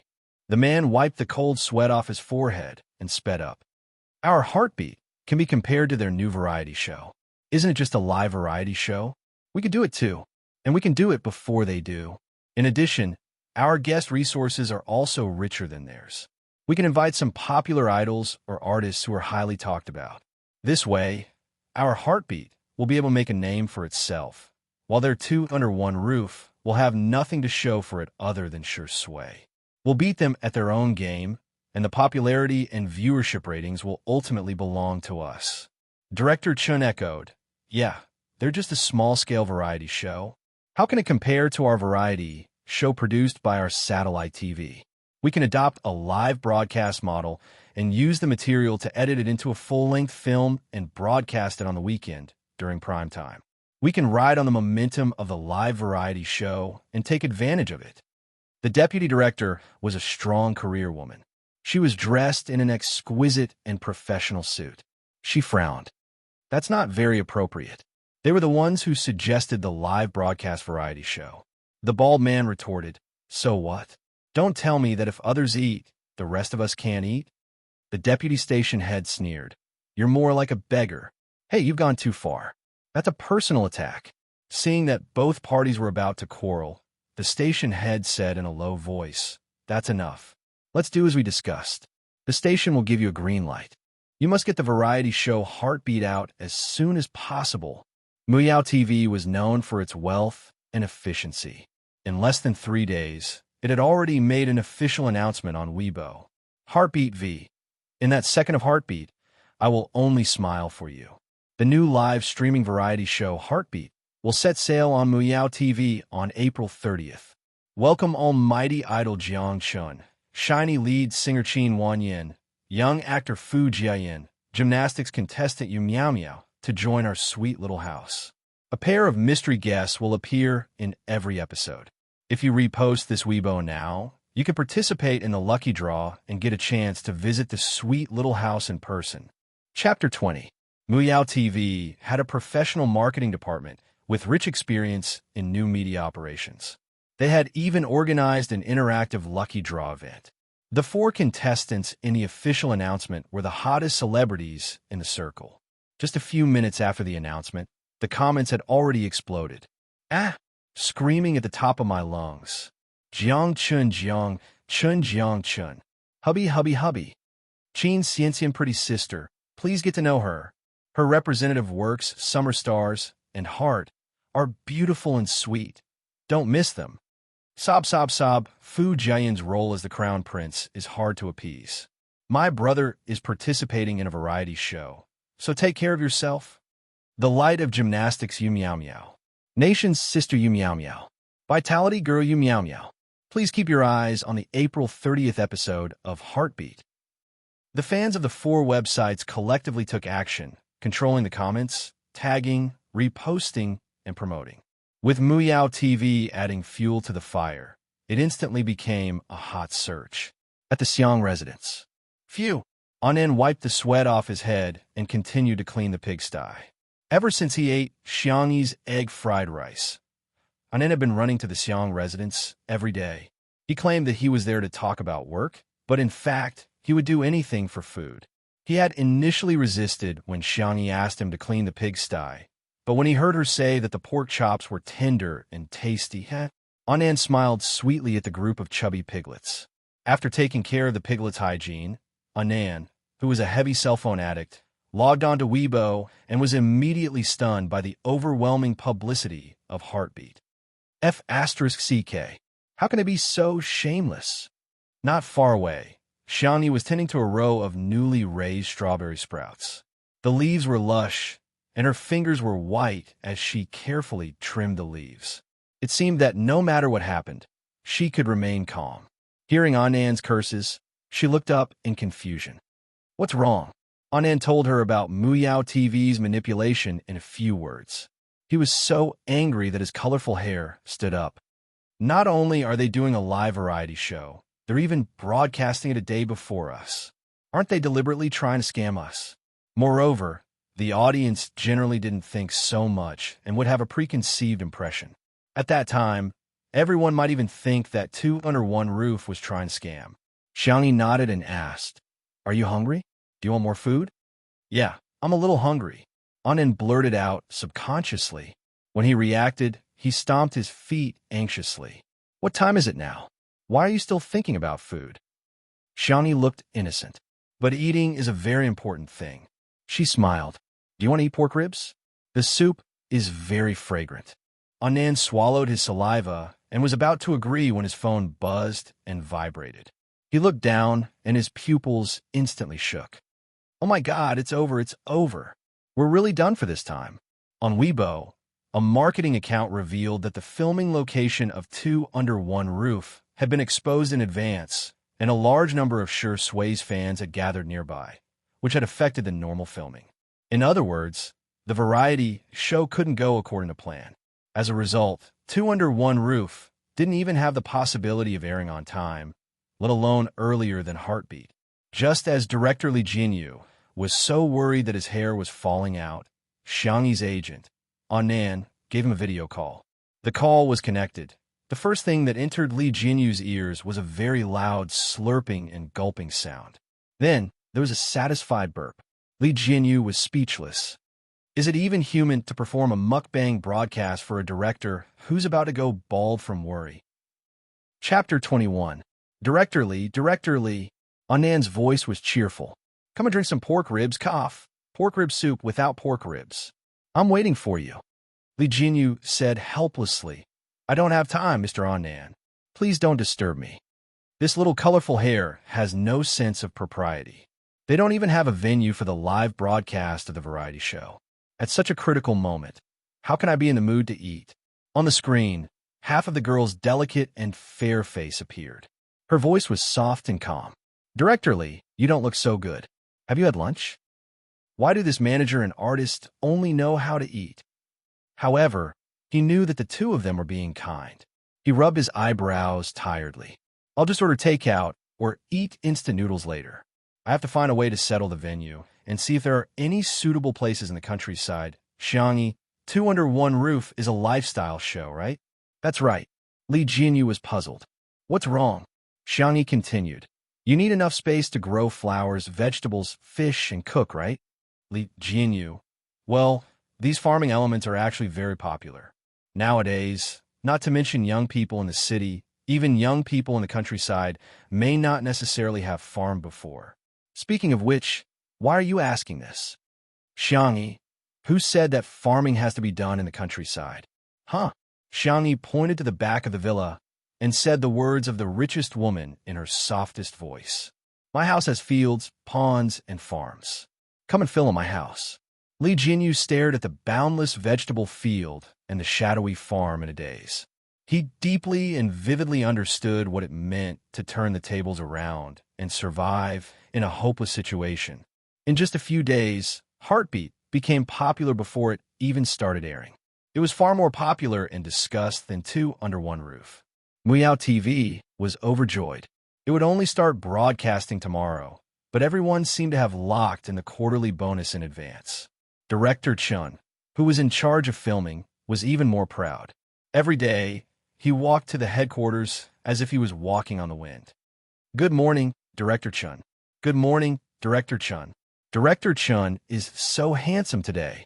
In the elevator, Director Chun enjoyed the crowd's praise and couldn't help but feel a little smug. Ding!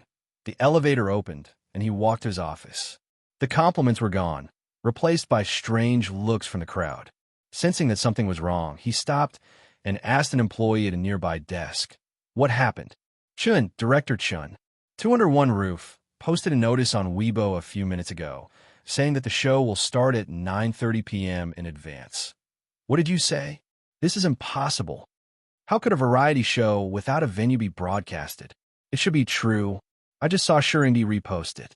Director Chun snatched his phone, and the screen happened to stop at Weibo. "Sure Sway, repost Weibo. 201 Roof v. 201 Roof will have its first test broadcast at 9:30 a.m. today. Don't miss it. Beep beep. Put on your seatbelt and set off with our Sure Sway VD." Today was Saturday. As soon as the official Weibo released the link to the live streaming room, the number of viewers had already exceeded 10,000. Director Chin glanced at the time with an ugly expression. It was April 29th, 9:27 a.m. No, Heartbeat hasn't been broadcasted yet, so why is 201 Roof being broadcasted in advance? How dare they? How can they do this? Asterisk a full 4,200 recommendation votes, plus extra chapters. Good night. Chapter 22. It was so quiet that even a pin drop could be heard. Director Chan took several deep breaths to calm himself down. Pretending to be calm, he said, "Since they've started the broadcast, let's see what they can do." Someone immediately went to work, connecting the equipment to the LCD screen that occupied most of the wall. Director Chun picked a swivel chair and sat down, his face as calm as water. Wasn't it just an early broadcast? Without a good venue and lineup, what could they use to compete? This time, Meow TV had invested a lot. They had found a small mountain village near South City that had a sea of bamboo. The scenery and privacy were top-notch. In terms of lineup, Jiang Chun was the top celebrity in the entertainment industry in the past 2 years, a hot little fresh meat. Qin Wanyan was the lead singer of the girl group Shiny. Since the group's establishment, the members had been constantly fighting with each other and were extremely popular. As for the other pair, Fu Jiayin and Yu Miao Miao, the two had their own topics of discussion. Some time ago, the two had been photographed by paparazzi wearing matching watches. Now, netizens were looking forward to them announcing their relationship on Heartbeat. Any one of these 4 people couldn't compare to Sure Sway, but 4 against 2? It was a different story. Not only did Xiangyi have a bad reputation online, but she also had a bad reputation in real life. When she debuted, she was quite popular, but she was late, arrogant, worrisome, and didn't know how to respect others.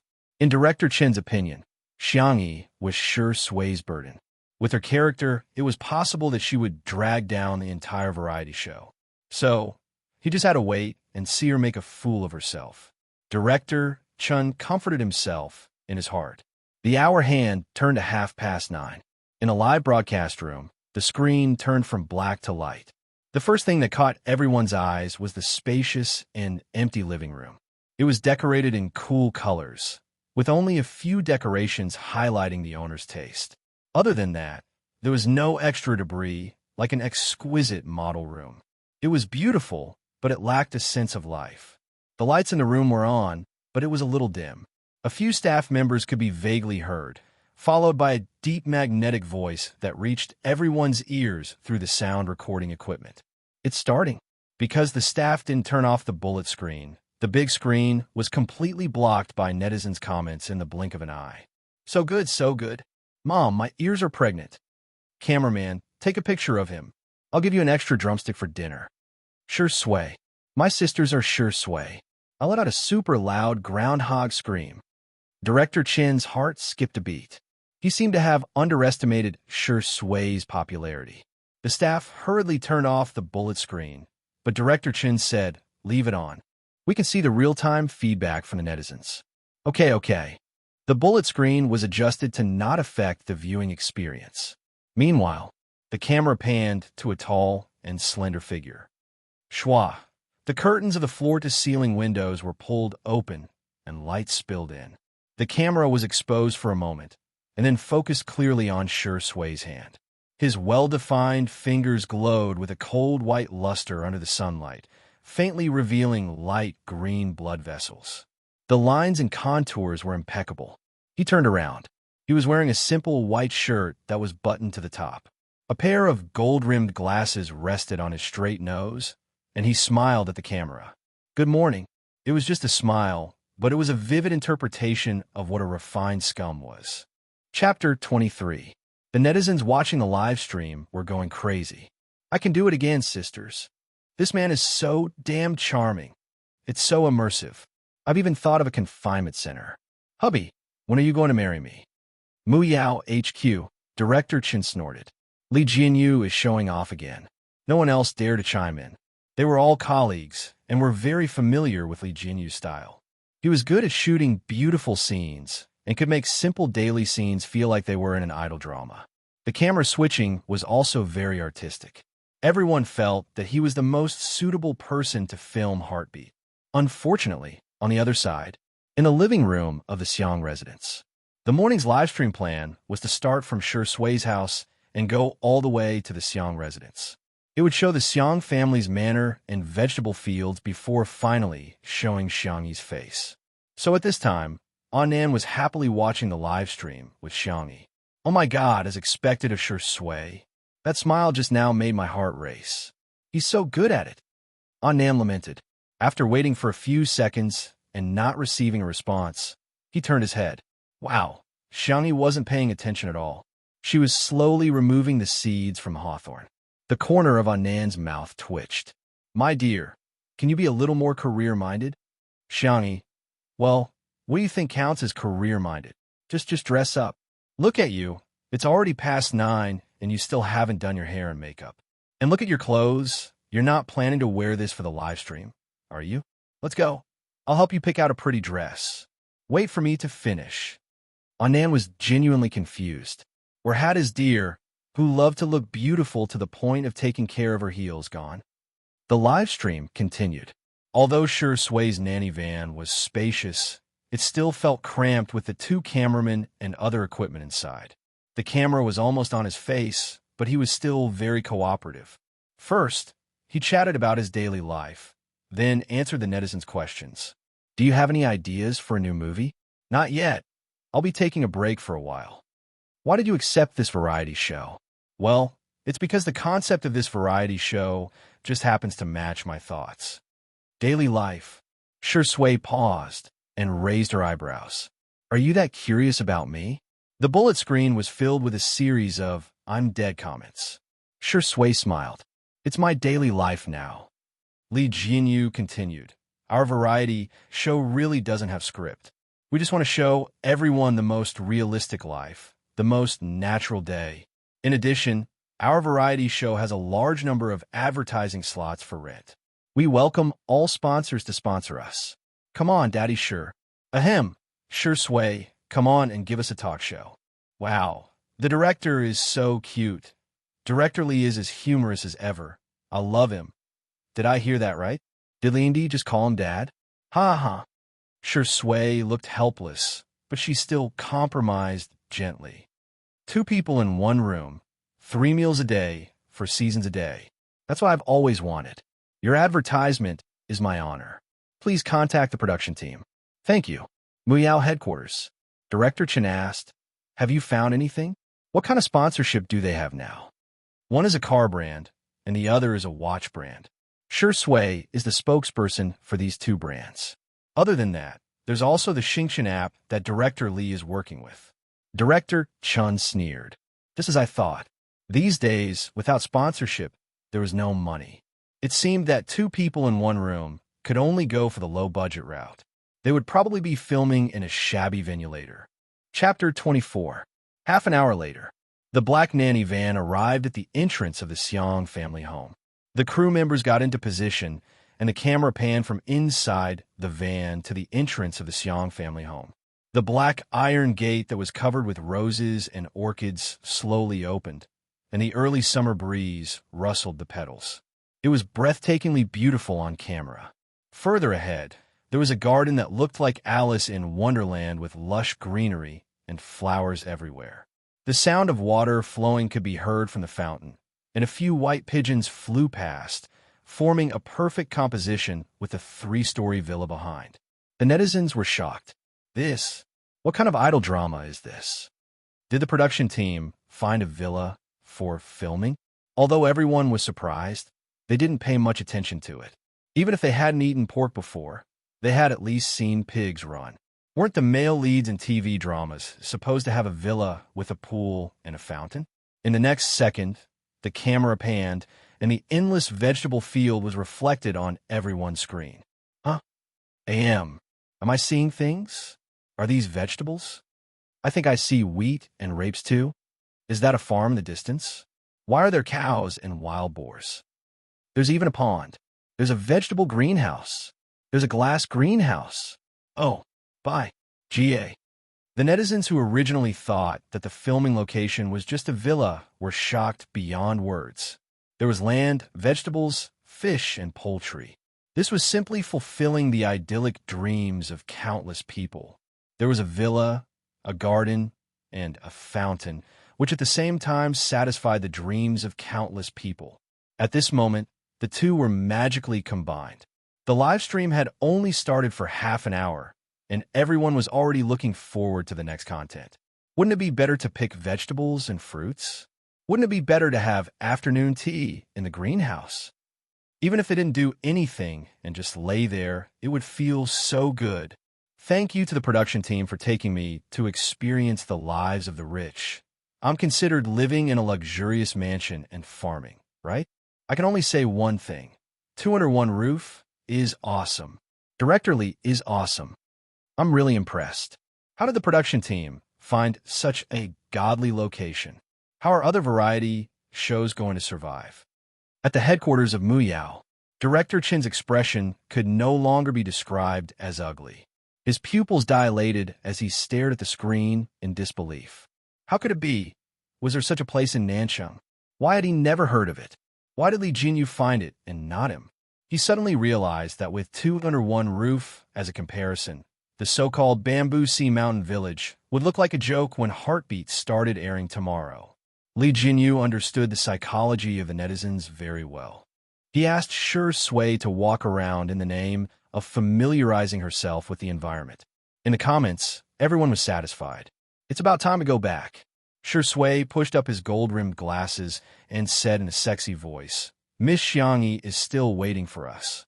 The comment section was visibly filled with hostility. So annoying, I don't want to see her at all. Okay. What's so nice about the vase fairy? You might as well look at the garden. I'm begging Indy to walk around again. Gidge, this woman really doesn't deserve to be on the show with you. Wake up. This female star with the surname X is awesome.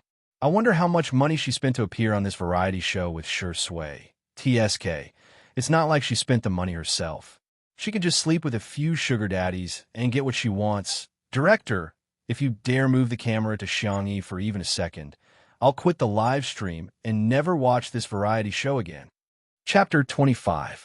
Shi Sui, who was in the middle of filming, couldn't see the comments, but Li Jinyu did. He gestured at Shi Sui with a worried expression. Shi Sui nodded slightly, indicating that she got it. Li Jinyu was still thinking about whether he should adjust the live stream plan and let Xiangyi appear when the guests arrived in the afternoon.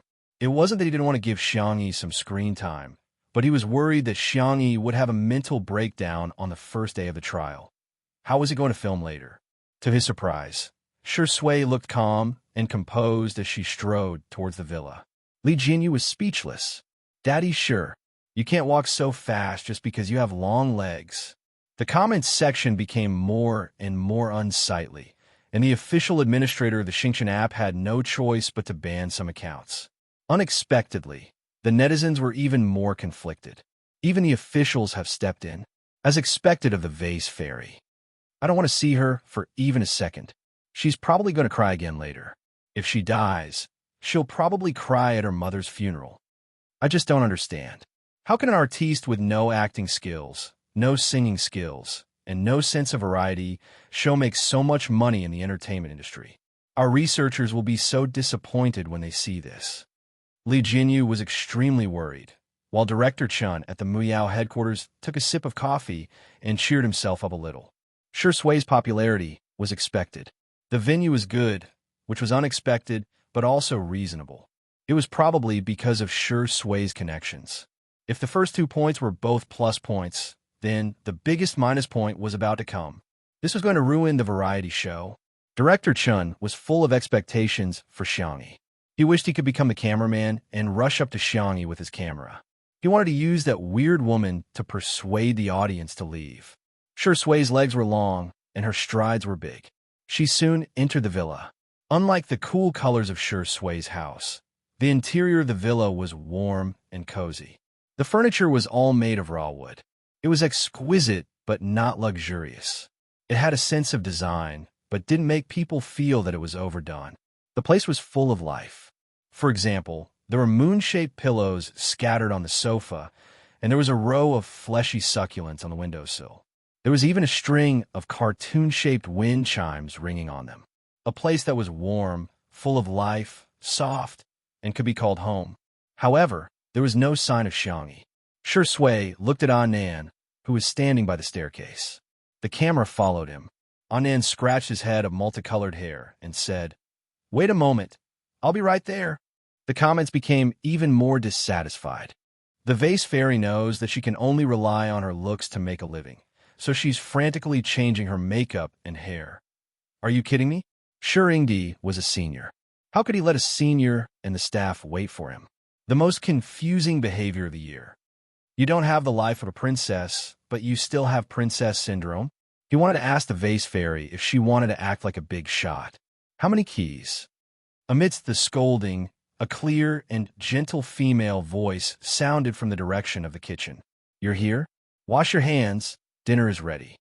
The netizens in front of the screen? Asterisk, I heard that the comments are back. Babies, I miss you so much. Let me see your little paws. Okay, good night. Chapter 26. Not only were the netizens dumbfounded, but the staff were also dumbfounded. Li Jinyu was the first to react. He gestured to the cameraman and asked him to move the camera to Xiangyi's side.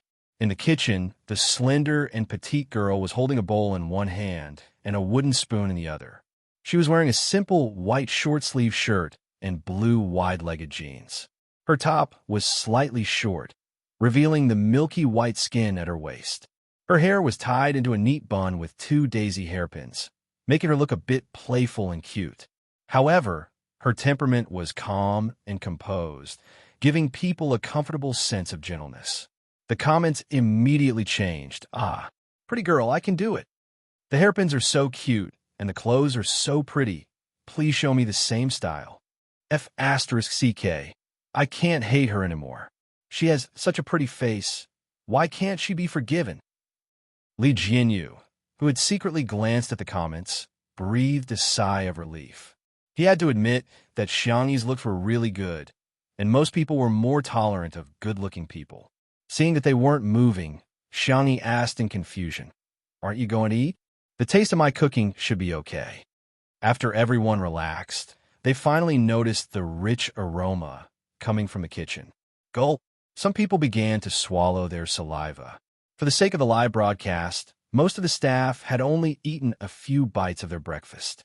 They didn't notice it when they were working in a tense state, but at this time, the aroma had aroused their cravings. "What did you cook? It smells so good," Shi Sui asked. He had a strong aura and instantly brought back the pace of the filming. Everyone seemed to have woken up from a dream and swarmed into the kitchen. The kitchen was neatly arranged, and the utensils were exquisite, completely subverting everyone's impression of Chinese kitchens. On the 3 stoves in the kitchen, there were casseroles slowly simmering over an open fire, with steam rising from them. "Seafood casserole porridge. Want to try?" Xiangyi lifted the lid of the casserole pot, and the aroma several times stronger than before invaded everyone's nostrils. "Ah!" After the steam dissipated, the cameraman stepped forward and used the high-definition camera to broadcast the scene to countless netizens in real time. The rice was cooked until it was soft and sticky, white and translucent. It was decorated with mushrooms, dried scallops, crab meat, shrimp, peas, and corn kernels. The fire was still on, and the pot of porridge was bubbling. Through the screen, one could almost smell the fragrance of the rice. F***CK. Is the Vase Fairy's cooking skills that good? She's here. She's here to hype up her food persona again. One look, and you can tell it's made by a chef. How could a celebrity know how to cook? To be honest, I'm really hungry. Sob sob. This porridge is too appetizing. Xiang-yi scooped a bowl and naturally handed it to a certain direction first. Someone immediately mocked her on the bullet screen. You want to create hype with Shurindi again? Why don't you take a look at your own status before creating hype? The next second, the camera captured the entire scene. Xiang-yi handed the porridge to her manager, Annan. Netizens, what's going on? Shouldn't the first bowl of porridge be for Brother Shui? In the next second, Xiang-yi filled the second and third bowls of porridge and handed them to Li Jinyu and the cameraman behind the camera. Netizens, what the hell? You're not giving the second and third bowls of porridge to Brother Shui? You woman, you've successfully attracted our attention. The next second, the young actor in a white shirt, ascetic and refined, personally filled a bowl of porridge for himself. Without changing his expression, he said to the camera, "It smells pretty good. You guys can't eat it, so I'll try it for you." Netizens. Chapter 27. All along, Shui had always given people the impression that he was low-key, reserved, and had the charisma of a movie king. Apart from showing up when the movie was released, he was basically invisible at all times. Even the most impressive paparazzi couldn't dig up any information about him. At this moment, the man who was standing in front of the camera and eating porridge leisurely was standing in front of the camera. The green porcelain bowl accentuated his well-defined knuckles, and his every movement was natural and elegant. His pale lips parted slightly as he tasted the porridge. His eyebrows relaxed, and his thin lips curled up slightly. "It tastes good. Aw, so handsome, so handsome." A bowl of seafood porridge made him feel like a Michelin restaurant. Yes, Shui is really the kind of person who makes everything around him seem expensive when he appears. Watching Shui eat makes me hungry too. Boo-hoo, I can't take it anymore. I need to order takeout for lunch in advance. Unlike Shui, who was calm and collected, Li Jinyu and the cameraman, Lao Zhang, both took a bite, and their eyes immediately widened like copper bells. This is porridge? Is this really porridge? How can there be such delicious porridge in this world? The porridge that had just been scooped out was still scalding hot, and the two were panting from the heat. However, they couldn't stop eating one spoonful after another. Li Jinyu didn't even need a spoon as he held the bowl and poured the porridge down his throat. The other crew members were about to die from their greed. Although they, like the netizens, didn't believe that Xiang-yi had personally made this porridge, they subconsciously thought that the arrogant and princess-like Xiang-yi would never prepare a portion for them. However, they heard the girls say, "There are 3 pots of seafood porridge. I've counted. There should be enough. The cutlery is here. Please divide it among yourselves." Thank you. The crew members were speechless. We actually have a share. Everyone was about to faint from this unexpected ecstasy. They hurriedly sent a few representatives to bring the pots to the side and divide the porridge. The netizens in the real-time bullet screen were all confused. Huh? What the hell? The Vase Fairy knows how to say thank you? Do you remember that she once hired 5 assistants to serve her? She even had to let others help her wipe her nose. Oh my God, she looks like a completely different person. She can't be pretending, right? Are you deliberately acting gentle and polite in front of Shui? However, no matter how hard the netizens racked their brains, they would never have thought that the person was still the same person, but the soul inside had changed. The staff members took turns to eat the porridge. Most of them were still busy. After all, the live broadcast was still going on. Li Jinyu motioned for Shui and Xiang-yi to go to the living room. The two of them sat down on the sofa. Shui sat upright. As an actor, his figure and bearing were always impeccable. Xiang-yi, on the other hand, leaned back on the sofa and placed a pillow on her waist. She said politely, "Welcome, Senior Sure." Shui nodded and said gently, "You don't have to be so polite. Just call me Shui." Xiangni wanted to say something, but stopped on second thought. She seemed to have realized that she was being filmed, so she cleared her throat and said, "You are my senior, and I am your junior. It's only right for me to call you senior."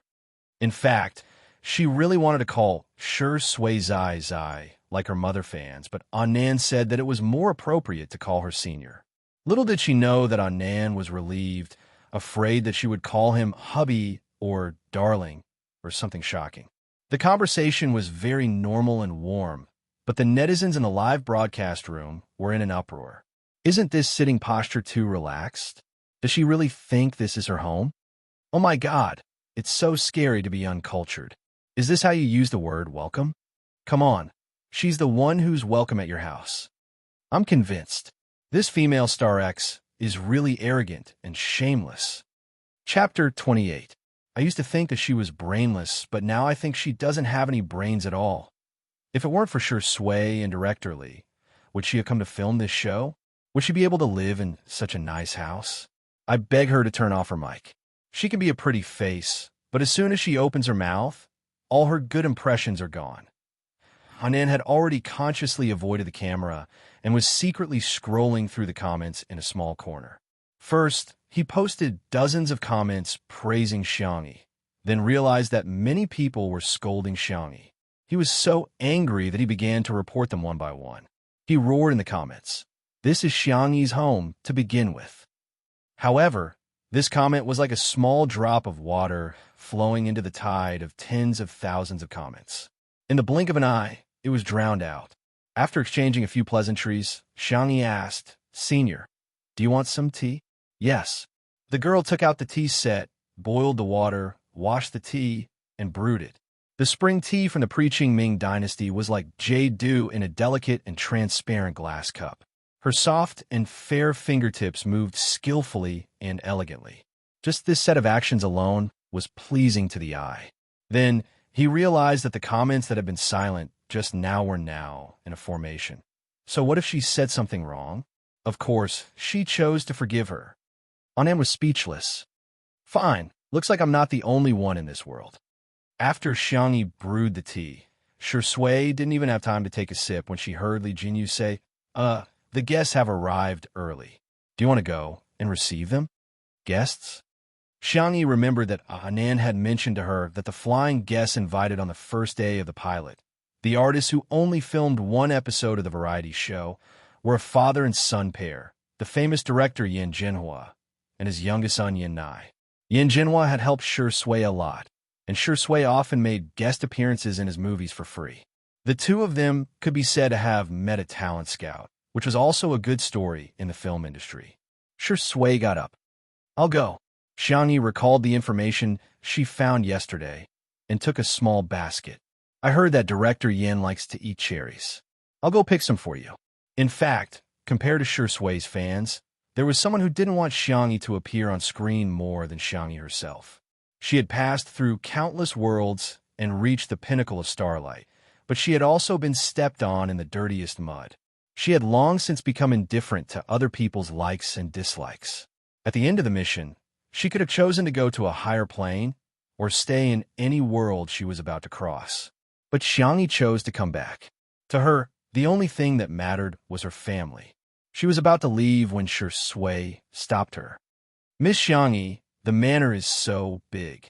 Can we add each other on WeChat for convenience?" Shui had a pair of peach blossom eyes. When he looked at people with a faint smile, it always gave people the illusion that he was very affectionate. The netizens in the live stream. "Oh, no, I do not agree. Brother, you are not allowed to add her." Xiangyi said indifferently, "I don't use my phone much.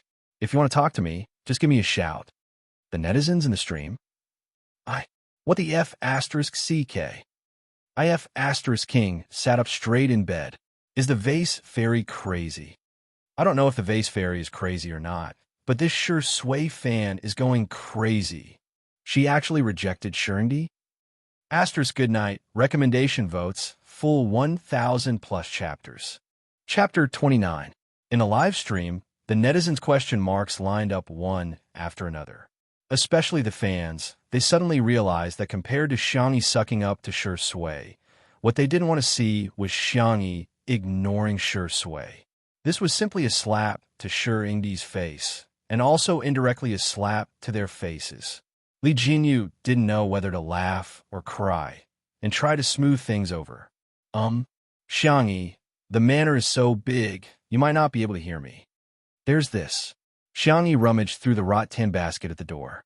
The staff at the scene and the live stream audience watched as she took out a loudspeaker. It was the kind of loudspeaker that had been set up by roadside stalls to broadcast Jiangnan Leather Factory closed down.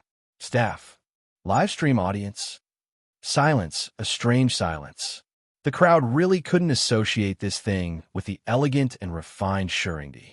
To everyone's surprise, Shi Sui showed interest in a loudspeaker and even asked Xiangyi how to use it. Li Jinyu looked at this harmonious teaching scene, his expression a little absent-minded. He already had a hunch that the uploaders in the Go section would clip a video of Shi Sui holding the loudspeaker and playing wallets with the original price of 100, 200, 300 are all 20 yuan to the music. Xiangyi only had to repeat it once, and Shi Sui had already learned it. Xiangyi was very satisfied with her Zai's learning ability. She cut a small daisy and gave it to him. Excellent. Shi Sui twirled the stem and lowered his slightly curved peach blossom eyes. Is this a little red flower? Xiangyi tilted her head and thought for a moment. Of course, she had to pamper her white moonlight. Thus, she promised, collect 5 flowers and you can order dishes. Shi Sui's eyes lit up. This scene was filmed by Li Jinyu himself, and the lighting engineer had also softened the light. The final image was warm and beautiful, with its own idol drama filter. The viewers in the live stream were satisfied, but the fans went crazy. I told you this woman was a scheming B***TCH. The trap is too deep. Wah, our Shi Sui is too innocent. Don't be fooled by this bad woman's little flower. The vase fairy is too good. First, he cooked and pretended to be gentle. Then, he played hard to get and refused to add her on WeChat. Then, he offered flowers in exchange for vegetables. Who could resist that? Muyao TV. Director Chen's eyes were dark and gloomy. He lowered his head and quickly wrote something on the sticky note. Shi Sui walked to the gate just as the cars of the 2 guests arrived. Yin Jinhua had a square face. When he wasn't smiling, he looked serious and fierce, but when he smiled, he looked a little silly. Now that he was middle-aged, his figure was inevitably a little out of shape. He had skewers in one hand and a beer belly in the other. Yin Nai, who was beside him, had a thin build. His facial features were good-looking, but his cheeks were a little round and chubby. Dressed in a sporty and casual style, he gave off a youthful vibe. Director Yin, long time no see. Shi Sui took the initiative to greet him. Yin Jinhua smiled brightly and patted him on the shoulder. After exchanging a few pleasantries, he had Yin Nai greet him. Yin Nai hadn't officially debuted yet, so he looked a little shy in front of the camera. Hello, Uncle Shi. Does it make you sound old by calling him that? Why don't you call him Big Brother? Yin Jinhua teased. Shi Sui gently said, let him be. Just call him a kid. I'm old enough to be an uncle anyway. The live comments. Little brother is so cute. Debut online. I want Shirindi to call me a kid too. You're only 27 years old. You're not old at all. You're big brother, not uncle. Chapter 30. Because they were old acquaintances and good friends, the atmosphere was very harmonious. When they entered the manor, the Yin father and son, who had seen the world, couldn't help but be amazed. This place is great. Anai, our yard is too small. Otherwise, I would also want to plant some vegetables. Yin Jinhua sighed. Yin Nai nodded, his eyes filled with envy. He wasn't interested in vegetables, but he wanted to plant some flowers. This was probably the Chinese people's natural planting genes. The father and son spoke the hearts of the netizens. After all, the pace of life nowadays was so fast. Who wouldn't yearn for such a beautiful rural life? The 3 of them walked to the door. Xiangyi had also returned after picking cherries. The girl took off her straw hat and politely greeted Yin Jinhua. Hello, Director Yin. You must be tired from the journey. Director Yin rarely went online, so he didn't know much about Xiangyi's dark history. He only thought that the girl was pretty and polite, so his first impression of her is quite good. Yin Nai's eyebrows and eyes resemble yours. He's even more handsome than in the photos. Xiangyi praised both father and son. Shui couldn't help but raise her eyebrows. He was just a child. What was there to distinguish between handsome and not handsome? Parents liked it when others praised their children. Director Yin was no exception. The corners of his eyes crinkled as he smiled. Anai called her sister. Yin Nai stared at Xiangyi for a few seconds. The teenager didn't know how to hide his emotions, so he said reluctantly, "Hello, sister." Xiangyi sensed that he seemed to be a little resistant to her, but she couldn't be bothered to investigate. She had always been more patient with girls and children. "I just picked some cherries from my yard. I'll wash them with salt water." As she spoke, everyone's eyes fell on the small basket she was carrying. The wicker basket was exquisite and small, and it was filled with cherries. It was the season for cherries to ripen. Xiangyi had chosen ripe cherries. The fruits were plump and round, and they were so red that they were almost purple. Just looking at them made people salivate. Xiangyi's movements were nimble, and she quickly washed it and brought it over. Director Yin loved cherries. He picked one up and stuffed it into his mouth. It tasted juicy and fleshy, and the sweetness was amazing. He exclaimed, "Cherries grown in our own fields are so sweet." Yin Nai was indecisive. Thinking of the messages on WeChat, he was conflicted about whether or not he should eat the cherries this woman washed. The bullet screen was still lively. "As a cherry lover, I'm so envious. We don't produce cherries here, so we can only buy them from other places. When will I be able to experience this kind of life of picking and eating fresh?" Ah, my land. I want to ask, does being an artist really not require a brain? Your home? Can your family live here? It's just a variety show. Don't take it so seriously. This is the girl's home during filming. Dog Yin, get lost. Can't you say that you're rude? Can you do whatever you want just because you're good looking? While they were arguing, Li Jinyu's voice came from the broadcast room. "Okay, that's all for the morning trial. We'll adjust the equipment and continue in the afternoon." The netizens were speechless. The screen turned black just like that. Countless people still wanted more, so they flocked to the official account of Two Under One Roof to urge him to update. Muyao TV. The employees sat upright and watched the live stream for more than an hour. Their necks were a little sore, and everyone looked at Director Chun in unison. Director Chin's expression was gloomy. "Inform everyone that we're having a meeting. Get the person in charge of the PR department to come see me." Shui shouldn't be criticized, right? It didn't matter. That Xiang Yi, who didn't know any better, was a ready-made live target. Chapter 31. After the live stream was paused, Li Jinyu made a simple summary and announced the statistics of the morning's live stream. "Our highest number of viewers reached more than 6 million. We're number one for the same time period. Thank you for your hard work, teachers." The staff applauded, but Li Jinyu changed the topic. "After all, today is Saturday and Daddy Sure. Ahem, Teacher Sure has his own popularity. If our content is not attractive, even with the gimmick of a live variety show, it will be difficult to maintain the popularity." Although Yin Jinhua was only a flying guest, he still gave a suggestion. "You chose a very good venue. I think the production team can give out missions, and when the guests complete them, they can receive a certain reward. For example, pick a basket of cherries and get a dish for lunch." "Thank you, Director Yin. We'll take your suggestions seriously." Then Li Jinyu, the scriptwriter, producer, and others went for a discussion. Xiangyi asked, "Senior Sure, Director Yin, what do you want to eat for lunch?" Yin Jinhua thought the production team would order takeout, so he said casually, "Nanqing's crayfish is quite famous. How about crayfish?" Xiangyi looked at Shui. The young actor nodded slightly and said gently, "I'm fine with anything. What an easy child to raise."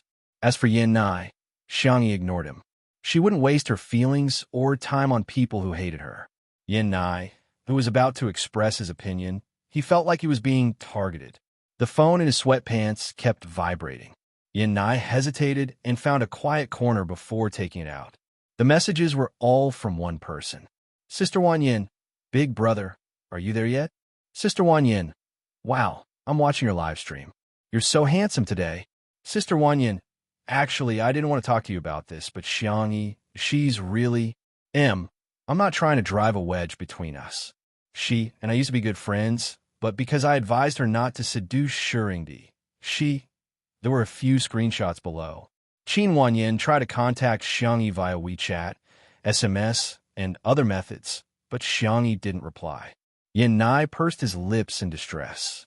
His father was busy and his mother was strict. Qin Wanyin's appearance was like a gentle and caring big sister. He was especially dependent on Qin Wanyin and almost saw her as his own sister. In the past year, Qin Wanyin and Xiangyi had become good sisters and best friends. He'd seen Xiangyi a few times, and indeed didn't have a good impression of Xiangyi. She was vain, boastful, and had a bad attitude towards the service staff. More importantly, she had once treated him. Yin Nai's face paled as he recalled that scene, and the nausea welled up again. But he had a sensitive and self-abased personality. He didn't dare say anything harsh to Xiangyi, so after thinking about it, Yin Nai thought of the most harsh sentence he could think of. Helplessness. Sister, don't worry. I won't eat anything she touches. Chapter 32. On the other end of the screen, Qin Wanyin was speechless. The corners of her mouth twitched uncontrollably on her exquisitely made-up face. Was this Yin Nai an idiot? She had said so much because she wanted him to deal with Xiangyi. It would be best if he had a conflict with her. If that happened, the netizens would definitely curse Xiangyi to death. But he didn't eat anything she touched. What kind of threat was this? At the Xiang residence, when he saw Xiangyi begin to process the crayfish, Yin Jinhua was surprised. Young lady, you can cook? A little, Xiangyi said calmly. The crayfish were originally prepared for Xiang Feng. They were soaked in clear water in advance and added salt and a suitable amount of white vinegar. At this time, they were almost done spitting out sand. Xiangyi used a small brush to scrub the shell and pincers one by one. She cut off the cheeks and heads and removed the veins. Everything was handled so neatly that even people with obsessive-compulsive disorder and mysophobia couldn't find fault with it. Yin Jinhua looked at her skillful movements and knew that her cooking wouldn't be bad. He praised, "Not bad, young lady. There aren't many young people who can cook these days." Yin Nai secretly clenched his fists. Although he loved crayfish, he would never eat Xiangyi's cooking, not even a bite. Xiangyi's movements were meticulous and neat. It didn't take long for her to process all the crayfish. She asked, "Director Yin, Senior Sure, can you eat spicy food?" Yin Jinhua rubbed his stomach and looked at Xiangyi with a much kinder gaze. "Aranai and I can eat spicy food. Sure Sui can't. At most, she can only eat slightly spicy food." In the entertainment industry, he was probably the only one who dared to call Sure Sui a child. Xiangyi nodded. "Okay, then I'll make 2 flavors. One is spicy and the other is minced garlic. I'll cook some noodles. Shall we eat noodles later?" Okay. This is good." The soup of the crayfish was the soul. It was perfect for noodles. After Li Jinyu and the others finished their discussion, they realized that Xiangyi had already processed the ingredients. The cameraman, Old Zhang, smacked his lips. He was still thinking about the bowl of seafood porridge. Seeing that the ingredients had been properly prepared, he couldn't help but whisper, "Director Li, do you think Xiangyi really knows how to cook? It looks pretty decent to me." Li Jinyu was also confused at this moment. He had never heard that Xiangyi could cook. Click! The switch of the stove is turned on, and the blue flame jumps up. Xiangyi calmly heats up the oil, puts in scallions, ginger, and garlic, and stirs up the fragrance. After the oil is heated up, she adds a piece of self-made beef oil hot pot base. The overbearing and barbaric aroma quickly fills everyone's nostrils. There is only one word to describe it: fragrant. Old Zhang and Li Jinyu looked at the little girl with thin arms and legs in a daze as she stir-fried a big pot of crayfish. She even tossed 2 ladles. Everyone in position, get ready to shoot. Little song, come over and shine. Fei Fei confirmed the broadcast equipment. Old Zhang, Jinggu, Xiao Sun, there was no need to say the rest. Old Zhang and the other 3 cameramen had already skillfully found their positions. Slurp, I'm so hungry. Good night. Chapter 33. The 3 cameras were filming from different angles. The netizens who were desperately urging the official Weibo account to update suddenly received a notification from the Xingchen app. The streamer you follow, Two Under One Roof, has started broadcasting. Click to join the live stream. Everyone, oh, it's finally starting. We can see Shi Ingdi again, and our adorable little brother Yin Ai. However, after clicking into the live stream, a very impactful scene appeared. Old Zhang had resigned from Miao TV at the same time as Li Jinyu. He had many years of experience in photography and had even filmed food documentaries before. Hence, he naturally chose to film from the perspective of food close-up. Xiangyi threw in a handful of onions, and the aroma rose by a few degrees. She then added in some crayfish butter. After the butter and chili hot pot base melted, she added in the slightly deep-fried crayfish. Sizzle. Even through the screen, they could smell the aroma wafting over. Huh? Did I enter the wrong channel? What am I seeing? The vase fairy is cooking? Is the AI head replacement technology so advanced now? Can they replace the vase fairy's head with another chef's? What the hell? This is the vase fairy herself. Did she toss a ladle? Toss a ladle? This big iron pot must weigh more than 10 kilograms, right? F***. She really knows how to cook.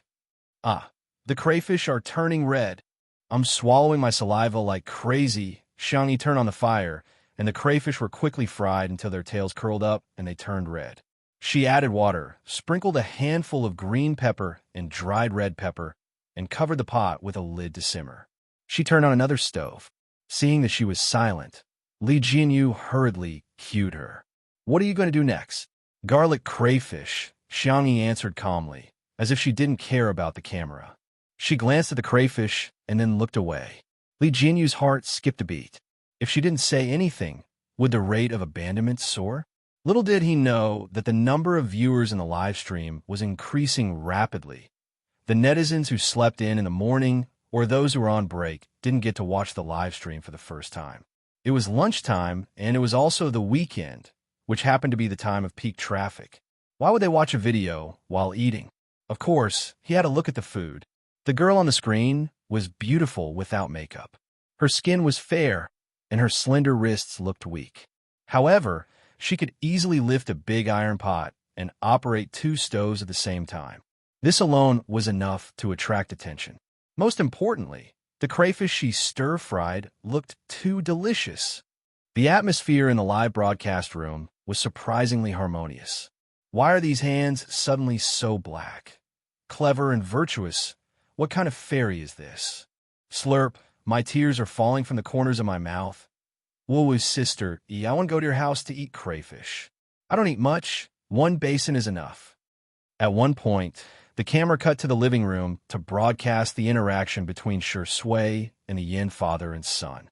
Although the comments were also very active, they were far less active than Xiangyi's cooking. There were also a large number of netizens who strongly requested that the live broadcast be switched back to the kitchen. Li Jinyu, we seem to be a lifestyle variety show. How did it become a gourmet live stream? Forget it. Gourmet food is also a part of life. He pointed the camera at Xiangyi with a clear conscience. At this moment, the 2 pots of steaming hot crayfish were served one after another. Chapter 34.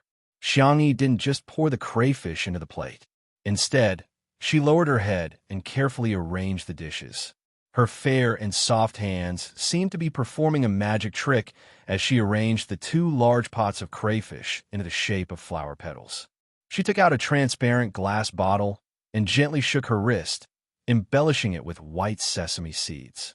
The 2 cold dishes, crispy cucumber salad and sour and spicy lemon radish, were also decorated with carrots carved into flowers. In the live stream, oh my god, it looks even better with this arrangement.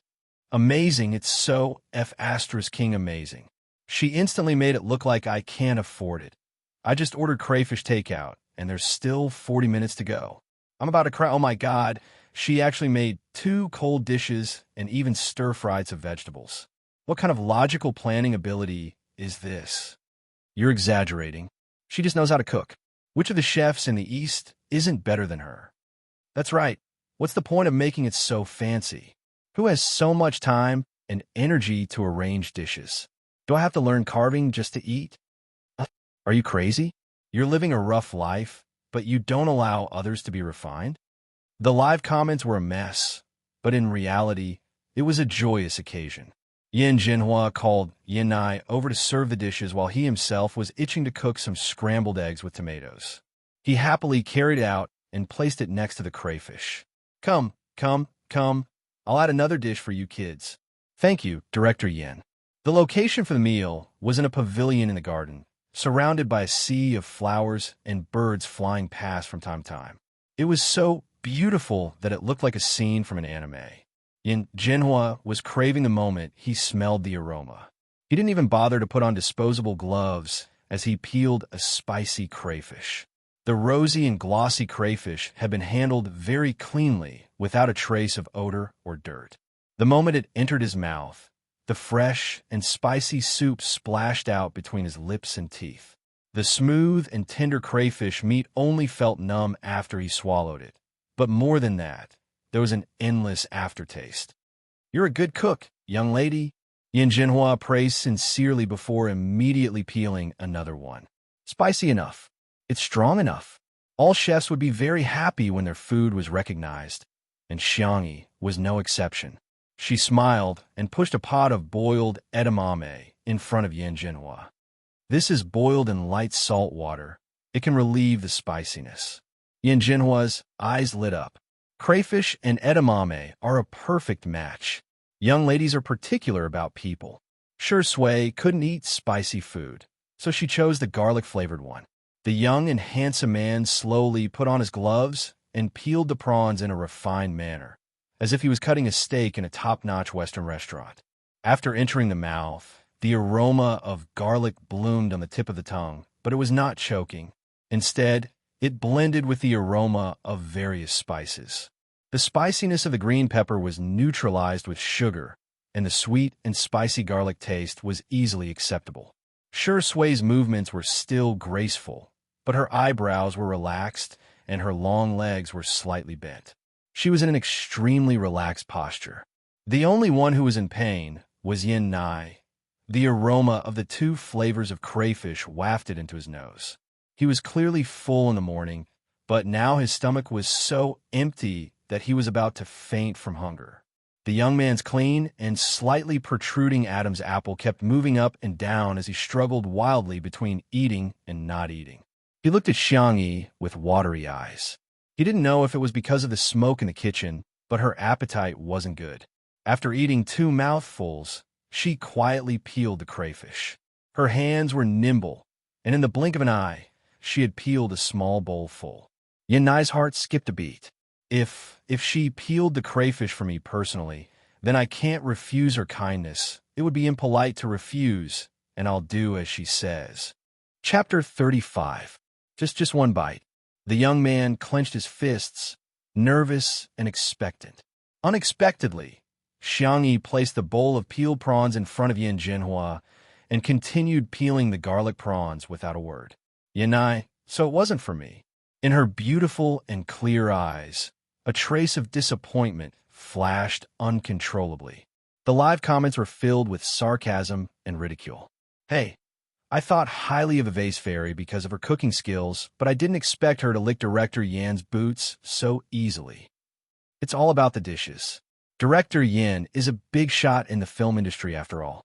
She probably wants Director Yin to arrange a role for her, but she doesn't know how bad her acting skills are. She's still peeling? Is she going to give the next one to Shurindi? This woman is so disgusting. Will she die if she doesn't please men? Forgive me for being blunt, but I don't think her cooking is that good. Director Yin and Shurindi probably ate it out of respect. Didn't you see Yin Nai only eating tomato, scrambled eggs? In the blink of an eye, Xiangyi finished peeling the second bowl. The netizens who had been scolding her nonstop suddenly entered a strange gambling mode. I bet 50 cents at this bowl is definitely for Sure Sui. No, I think this scheming woman should give it to Yin Nai. I'm dying of laughter. Your brother hasn't even debuted yet. What's the use of her being nice to him? She's definitely going to give it to Shurindi. Some Shui fans might have forgotten that your idol was rejected even when she asked for WeChat. Picking sides at the slightest disagreement was an essential skill for the netizens of this era. Everyone stared at the bowl of prawns peeled by Xiangyi on the screen. Who would give it to Shui? Or Yanai, the handsome and charming Yingdi? Or the shy and adorable little brother? Amidst everyone's anticipation, the girl calmly took off her gloves, picked up the prawns, and left. Everyone. Li Jinyu called out to her. Xiangyi, where are you going? Xiangyi looked back at him innocently. I'm cooking noodles and giving Nan some crayfish to try. Everyone. What plot did I miss? Who is Nan? If I remember correctly, she's the Vase Fairy's manager. Sister Yi's manager is super cute. In the past, there were rumors that Sister Yi didn't treat him well. Are they really that close? Not far away, Nan, who was worried about his father, was stunned. After this memory loss, he was extremely worried that she would say or do something wrong. He had always felt that he had shamelessly freeloaded the previous few meals. It wasn't until a bowl full of garlic shrimp was stuffed into his hands that Nan realized in a daze she had really changed. She's changed for the better. Inai, on the other hand, looked as if he had been struck by lightning. What? There were so many shrimps, but none of them were peeled for him? Chapter 36. Shui, who was next to him, raised her eyebrows slightly and slowed down her actions of peeling the crayfish. After adjusting the equipment in the afternoon, the live stream was divided into several rooms. The main live stream was similar to a normal variety show, with the camera constantly switching between each person. Each guest also had their own personal live stream, with a cameraman filming the entire process. At present, Shui's personal live stream had the most viewers, followed by the show's main live stream, followed by Yin Nai, Yin Jinhua, and finally Xiangyi. The comments in Shui's live stream were quite lively.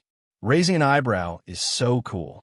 I'm reminded of Gij's paranoid pervert role in Rainy Night again. Hey, why do I feel like Shui is a little upset? It's like a kindergarten kid who didn't get his favorite toy. I'm so pissed off. Xiangyi is poisonous. She's peeling crayfish for her manager, but not for us, Shui. The Vase Fairy seducing Shurindi makes me angry, but the Vase Fairy ignoring Shurindi makes me even angrier. Xiangyi's cameraman was old Zhang.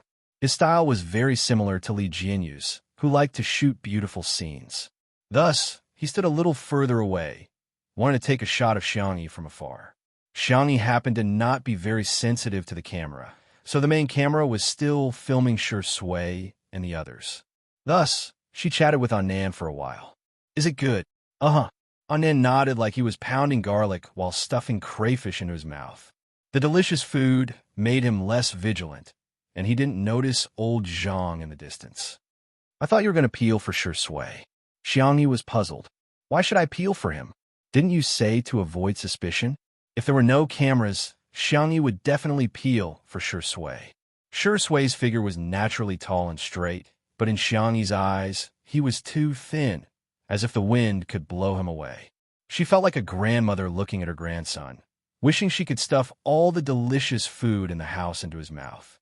However, Nan said that she had too many haters. In order to avoid trouble, he advised her to keep a distance from Shui. To sum it up in one sentence, interact less, speak less, and it's best if you don't even look at each other. This way, the anti-fans would not be able to use this as a pretext to make a fuss. Nan said vaguely, then why didn't you give it to Yin Nai? I've been looking at you for a long time. If he wants to eat, he can peel it himself. Besides, I don't think he likes crayfish. There is something else that Xiangyi didn't say. Yin, I didn't hate the food, but her. Then why did you strip Director Yin? I read the information yesterday. Director Yin has an old illness. Casually peeling a bowl of prawns wasn't a difficult task for her. Moreover, Director Yin was an elder, and the Xiang family had a very good upbringing. The younger generation respected their elders from the bottom of their hearts. The conversation was weak, but it reached the live stream. For a moment, So our sister He peeled crayfish for Director Yin because of his injury? This must be a script. I don't believe the vase fairy would be so kind. But if she's acting, then she's acting. As long as she looks good, it's fine. No, wait. Does Pretty Sister want to be beautiful on her own? She actually said she wanted to avoid suspicion with Shurindi? Actually, I think the little sister's personality is very good. After peeling the crayfish, she didn't take credit in front of Director Yin or anything. It's just that kind of casual gentleness, but it's very comforting. Most of Xiangyi's live stream was focused on her face. They weren't as resistant to her as the haters. At this moment, everyone's impression of her had risen by a notch. Chapter 37. After feeding on Anne, Xiangyi went into the kitchen to get busy. The noodles were handmade buckwheat noodles. Buckwheat was rich in protein, vitamins, and so on, and it wasn't easy to convert to fat in the body. After the buckwheat noodles were cooked, they were soaked in cold water for a while to make the noodles more chewy. At the same time, Xiangyi took out the sour plum soup she made in the morning from the fridge, put it in a transparent kettle, and brought it out. In the pavilion, Yin Jinhua ate until he was panting. The more he ate, the spicier it became, but the spicier it was, the more he wanted to eat. His throat was burning, but his hands refused to stop. Seeing the sour plum soup in Xiangyi's hands, Yin Jinhua's eyes lit up. "Little girl, you didn't make this yourself, did you?" Xiangyi poured him a cup and sprinkled some osmanthus on it. Then she replied gently, "Yes, I cooked it with dark plum, hawthorn, tangerine peel, licorice, and rock sugar. I just took it out of the fridge, so it's a bit cold. Drink slowly." Yin Jinhua couldn't wait to taste it. The iced sour plum soup was sweet and sour, and the fragrance of osmanthus seemed to linger between his lips and teeth. His throat, which had been smoking just now, felt much better after drinking a few mouthfuls. At this time, Xiangyi used the serving chopsticks to mix the buckwheat noodles into the crayfish soup. According to the order, she first filled a bowl for Yin Jinhua, then filled a bowl for Shi Sui, which wasn't spicy. Yin Nai ate scrambled eggs with tomatoes for a long time. It was bad enough that his mouth was tasteless, but it wasn't enough to satisfy his hunger. Boys his age were at the age when they could eat, so after eating half a plate of scrambled eggs with tomatoes, he still felt hungry. He eagerly waited for Xiangyi to fill a bowl with noodles for him, and then enthusiastically persuade him. Then he would reluctantly eat a bowl, just one bowl. This was just an acknowledgement of her cooking skills. It definitely didn't mean that he forgave her. He didn't expect Xiangyi to fill the third bowl for himself.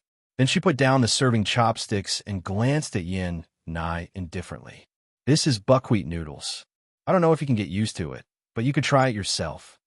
Her attitude wasn't actually cold, but Yin Nai inexplicably cowered.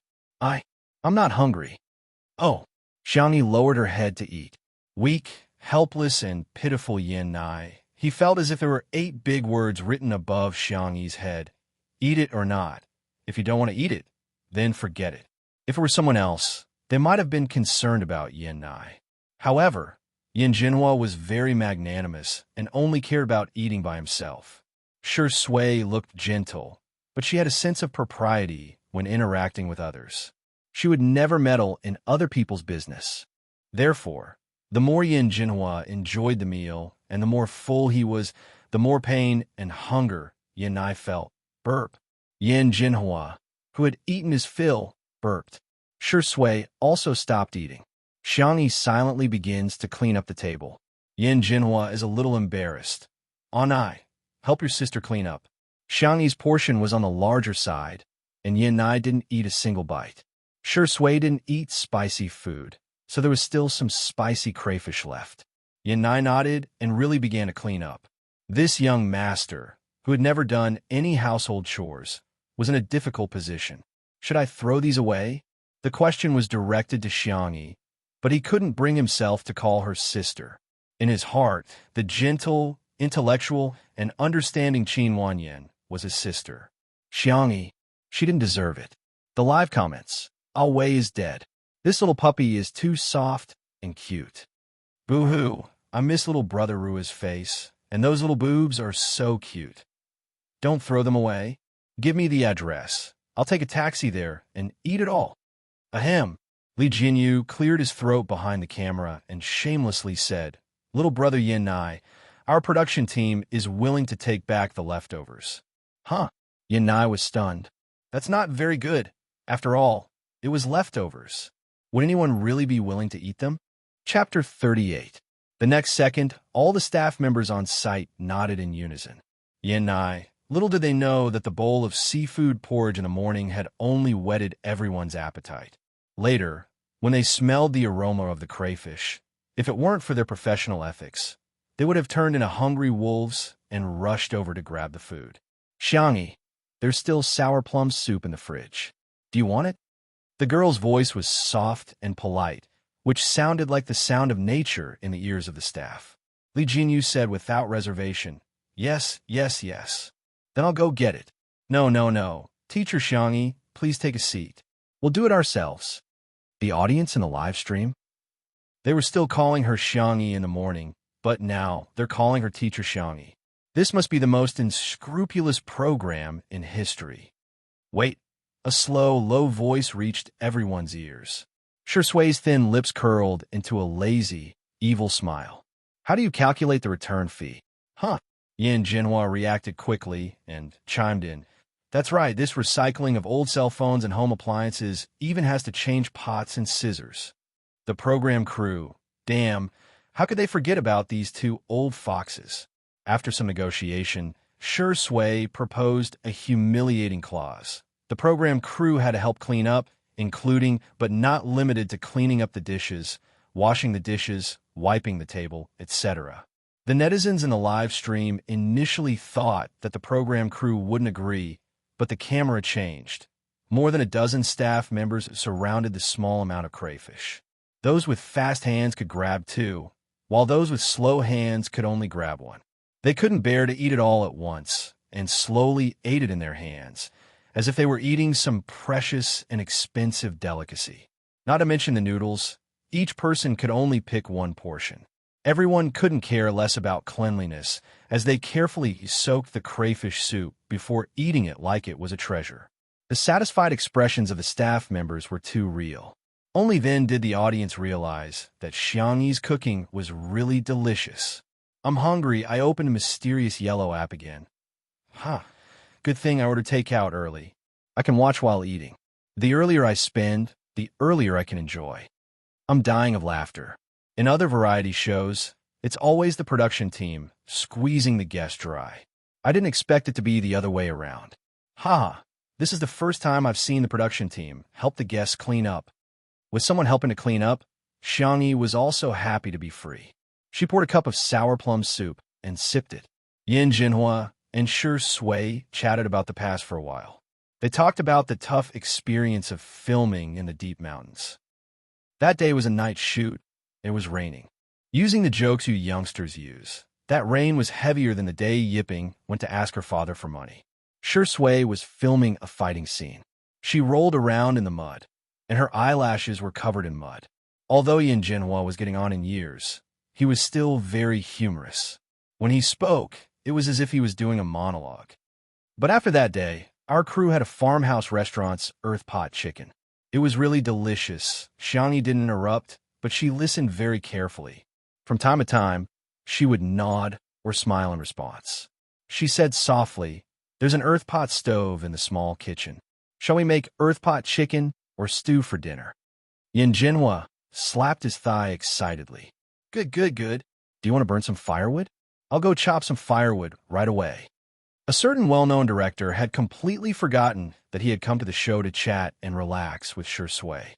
"Xiangyi, you have an old injury on your hand. Let me do it." Yin Jinhua was stunned for 2 seconds before smiling. "You're quite meticulous, young lady. You peeled the crayfish for me because of an injury?" There was an uproar in the live stream. Asterisk. There are over 200 comments on this chapter. I'll add more today. The bad student Juan is going to catch up on her homework. Good night. Chapter 39. Huh? Is that why the vase fairy peeled prawns for Director Yin? I suddenly feel like the vase fairy isn't that annoying anymore. It's like she's a different person. Oh my god, my impression of Xiangyi has really changed. Not only is she a good cook, she's also meticulous and knows how to take care of people. It's true, it's true. I was just watching Pretty Sister's stream and heard her conversation with her manager. She even took the initiative to avoid suspicion with Shuringdi. Hype? A dog can't stop eating sh*t. How can a vase fairy change? It's just a script. There are so many fools these days who still believe the celebrities in variety shows are real. There was a lot of discussion in the comments. Some people had changed their opinion of Xiangyi, while others were still relentlessly criticizing her. However, everyone's unified thought was Xiangyi would definitely show off in front of Yin Jinhua. Unexpectedly, the girl only smiled faintly. I'm going to chop wood. Huh, that's it. She didn't take credit, didn't show off her meticulousness, and even remembered such a small detail like Director Yan's old injury. Yin Jinhua was even more satisfied with Xiangyi. Let's go, Shi Sui. Let's go take a look. Shi Sui pushed her gold-rimmed glasses up her nose and followed. Yin Nai was also dragged along by his father. The small kitchen was a traditional Chinese-style building. There was a pot, a stove, and corresponding kitchen utensils. There was dry wood prepared all year round, but it hadn't been chopped yet. Yin Jinhua was determined to prove that he hadn't aged.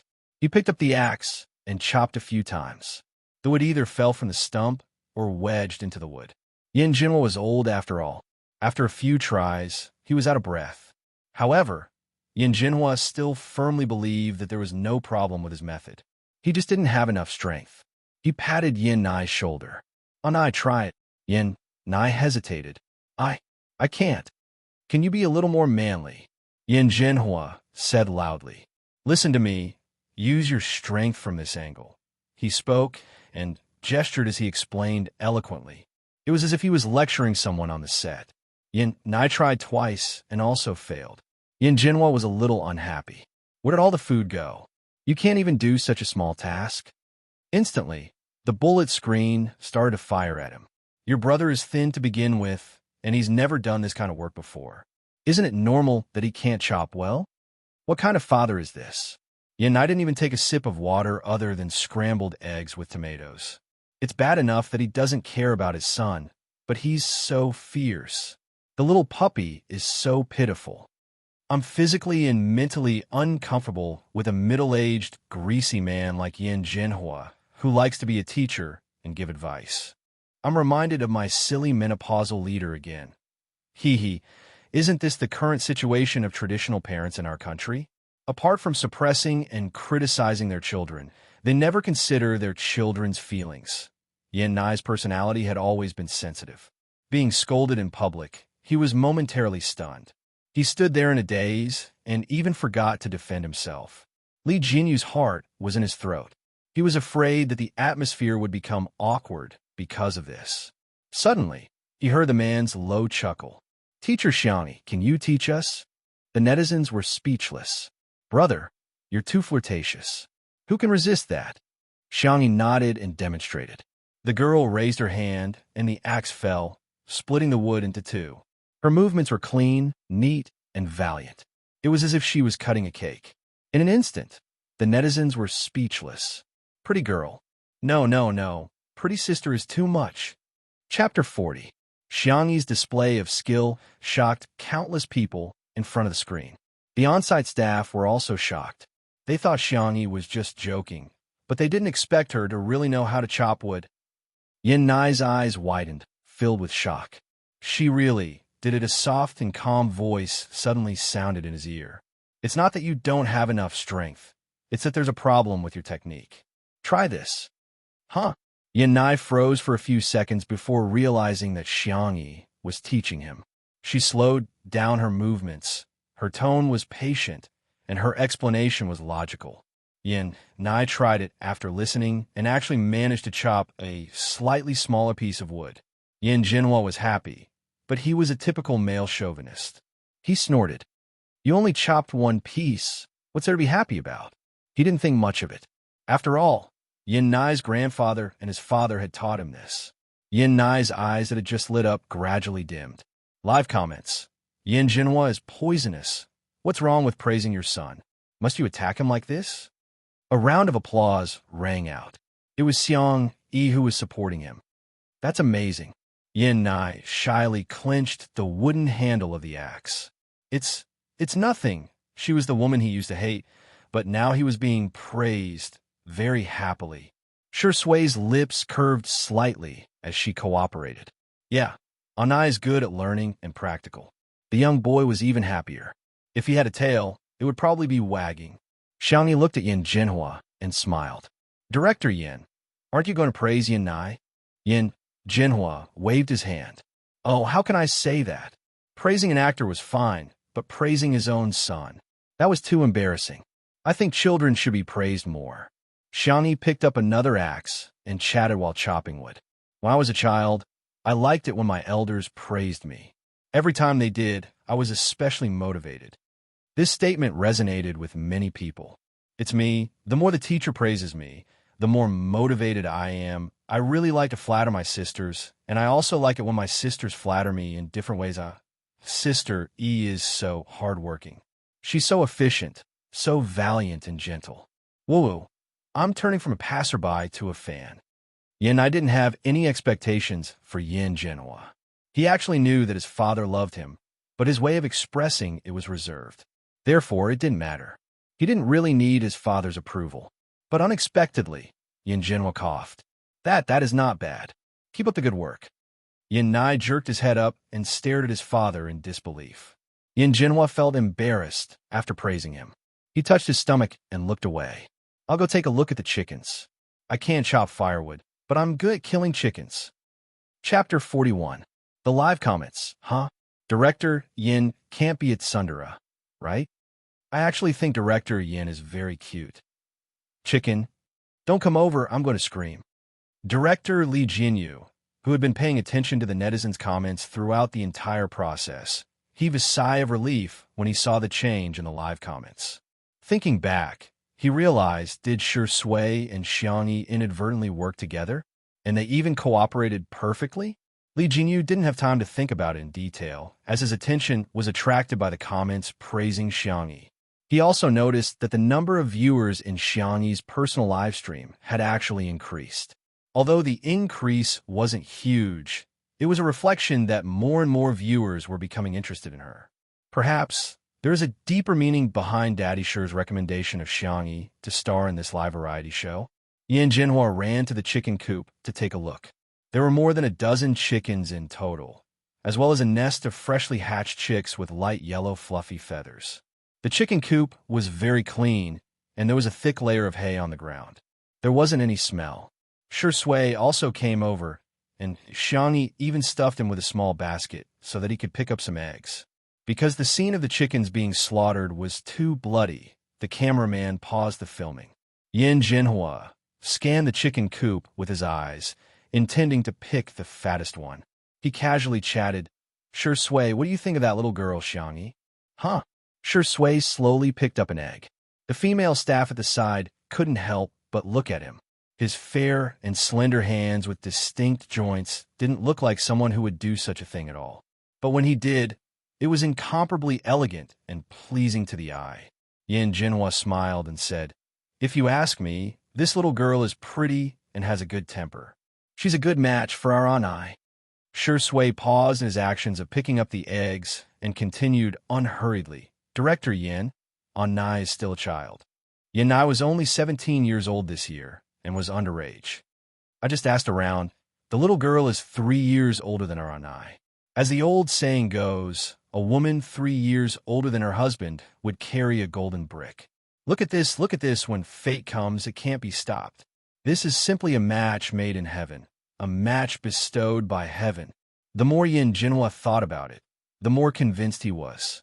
He slapped his thigh and said, If this is really done, I will give you a big red packet. In the future, the little girl won't call you senior anymore. She'll call you uncle like Anai. We'll be a loving family. Shui had always been gentle and courteous, but for some reason, she was silent today. Unfortunately, Yin Jinhua, a straight man, was already immersed in the image of Xiangyi and Yin Nai's baby surrounding him and calling him grandpa. On the other side, halfway through the scene of chopping firewood, there was a signal problem, and the live broadcast had to be temporarily suspended. Xiangyi, on the other hand, didn't stay idle. She found a food container and prepared to pick some fruit for Xiang Feng to send to the driver. Yin I didn't know where his courage came from, but he stopped her. Xiangyi, stop. I have something to say to you. Xiangyi turned back, her eyes indifferent. What's the matter? Meeting her clear eyes, Yin Nai suddenly stuttered. If there's nothing else, I'm leaving. Yin Nai was anxious and blurted out. Why are you ignoring Sister Wan Yin? She's clearly doing this for your own good. Why don't you understand her at all? Xiangyi was at a loss. Who? Yin Nai said indignantly. It's fine if you pretend not to know me, but do you also pretend not to know Sister Wan Yin? Xiangyi, you have no heart. A question mark slowly appeared on top of Xiangyi's head. Asterisk, this chapter was updated after reading the comments on QQ. There will be an update in the morning, so it will be late, so I'll say goodnight first. Chapter 42. Known. Condition A. The child knows me. Condition B. The Sister Wan Yin that the child mentioned knows me. Condition C. I don't know them. From this, it could be understood that he was a friend of the person who occupied her body. After sorting it out, Xiangyi said good-naturedly, Sorry, I lost my memory. I forgot all the memories of the past year. How could Yin Nai believe her? The little boy trembled with anger. You're lying again. You used to lie all the time, saying you lost your memory and tricking Sister Wan Yin into being nice to you. He lowered his eyes, feeling wronged. Ew. Why did you pretend you didn't know me? You were the one who confessed to me, and the one who touched my hand was also you. Xiangyi. In a flash, Xiangyi understood what was going on. No wonder Anan and Xiang Feng always used the word waste. Well, it was on. So the one who occupied her body was a sea king? Thinking of the scumbag who took the little white flower to break up with her, Xiangyi actually felt a little pity for him. He cuckolded her. She cuckolded him. She cuckolded him. She cuckolded him. He cuckolded her. This was simply like a wonderful frog eating a wonderful crispy horn, wonderful entering Mickey Mouse's wonderful house, wonderful to the extreme.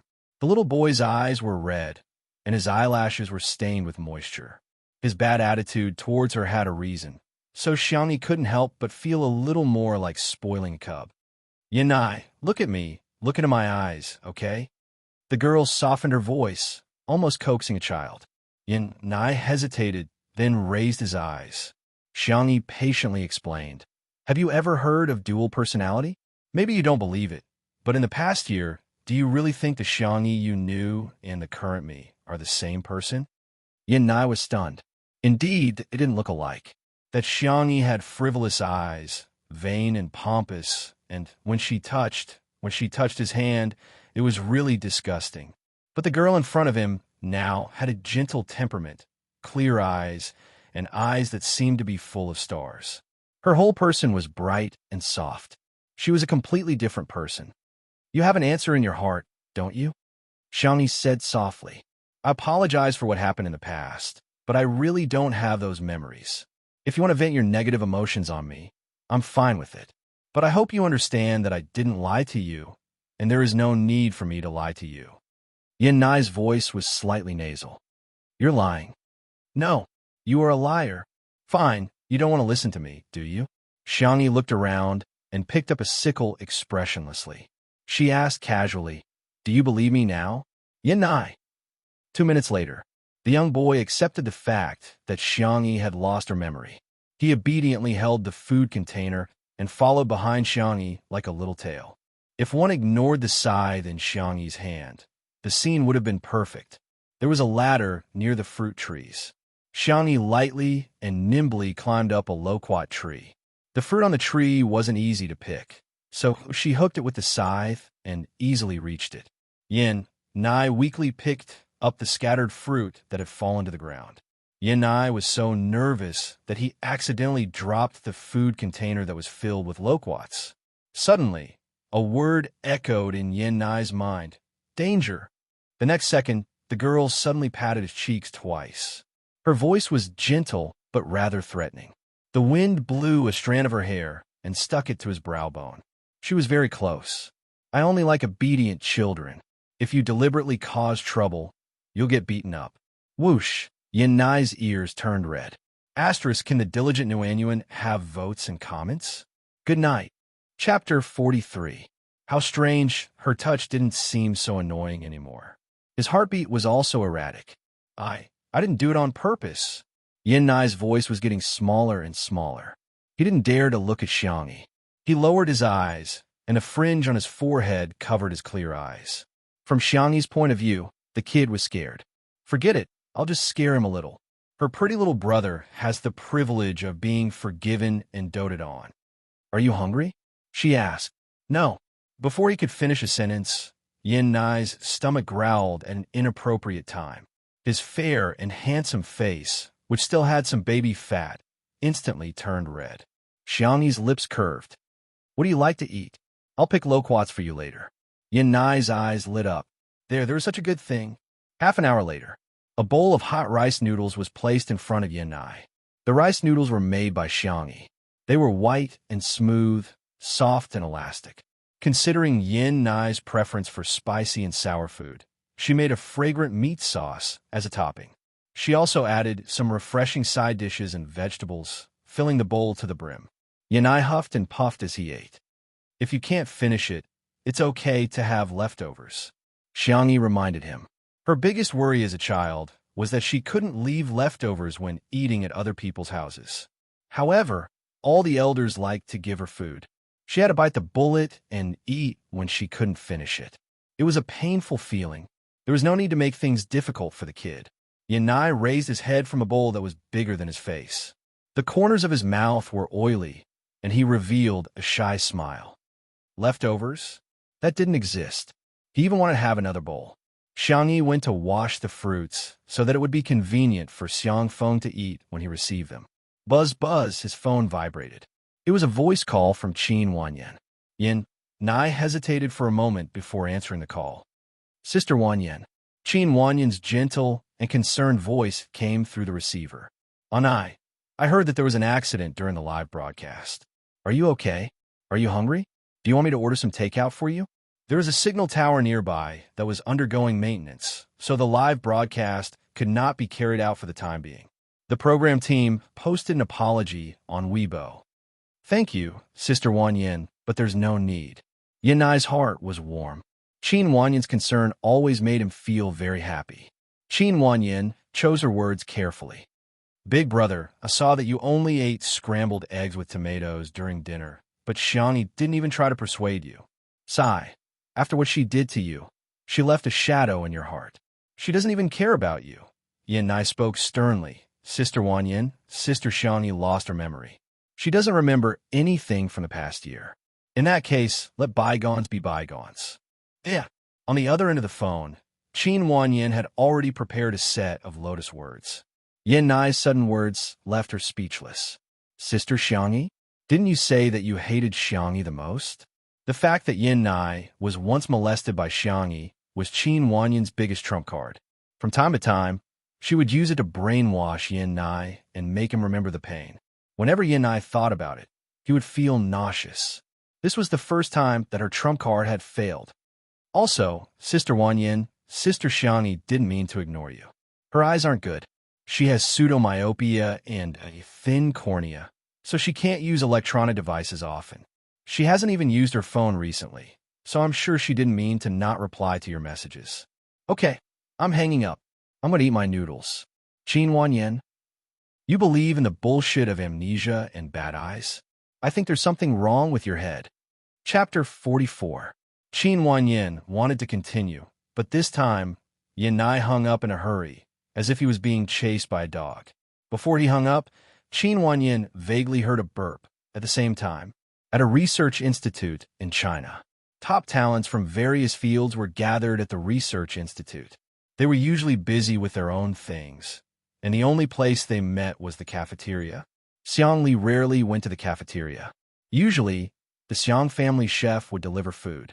But today, the new chef accidentally made food that he hated.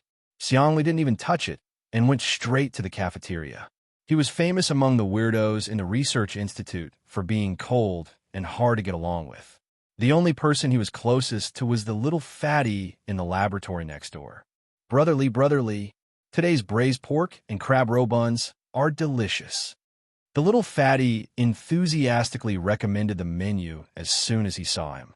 He looked at the tablet on the table as he ate. I don't know the name of this foodie blogger, but the crayfish looks so delicious. Xiangli didn't have the habit of using his phone while eating. He casually glanced at the screen, but his gaze froze. On the screen, there seemed to be an edited version of short video. A beautiful girl with no makeup stir-fried the crayfish a few times and served it on a plate.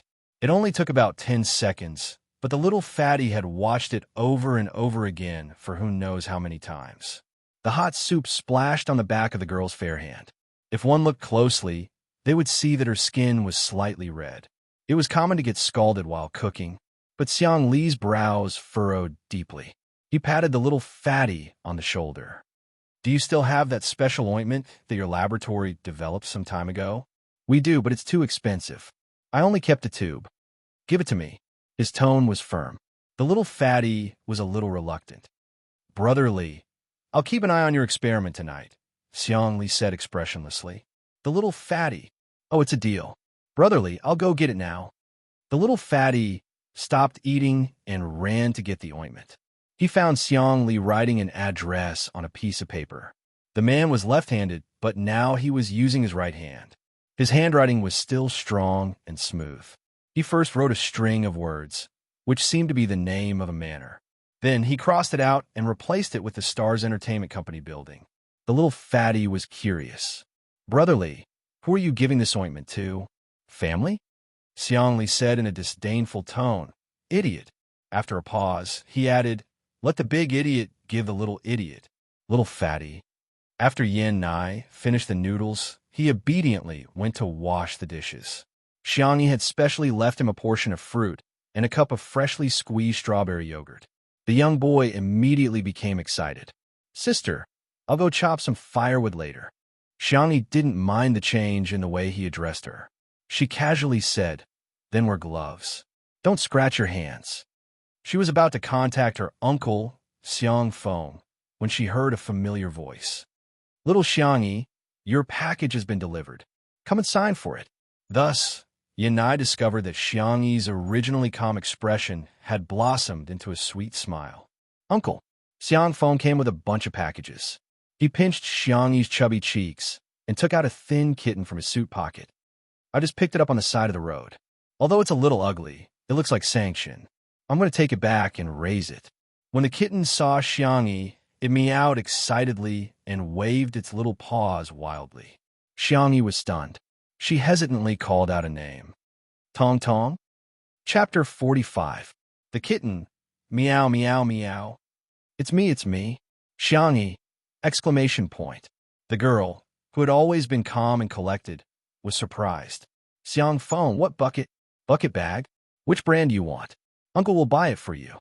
Ahem. Uncle, I think it might be hungry. I'll take it to make some goat milk powder.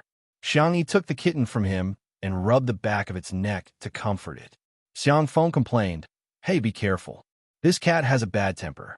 It almost scratched me just now. Meow. The little kitten with a bad temper that he was talking about nudged Xiangyi with its head aggrievedly and was extremely coquettish.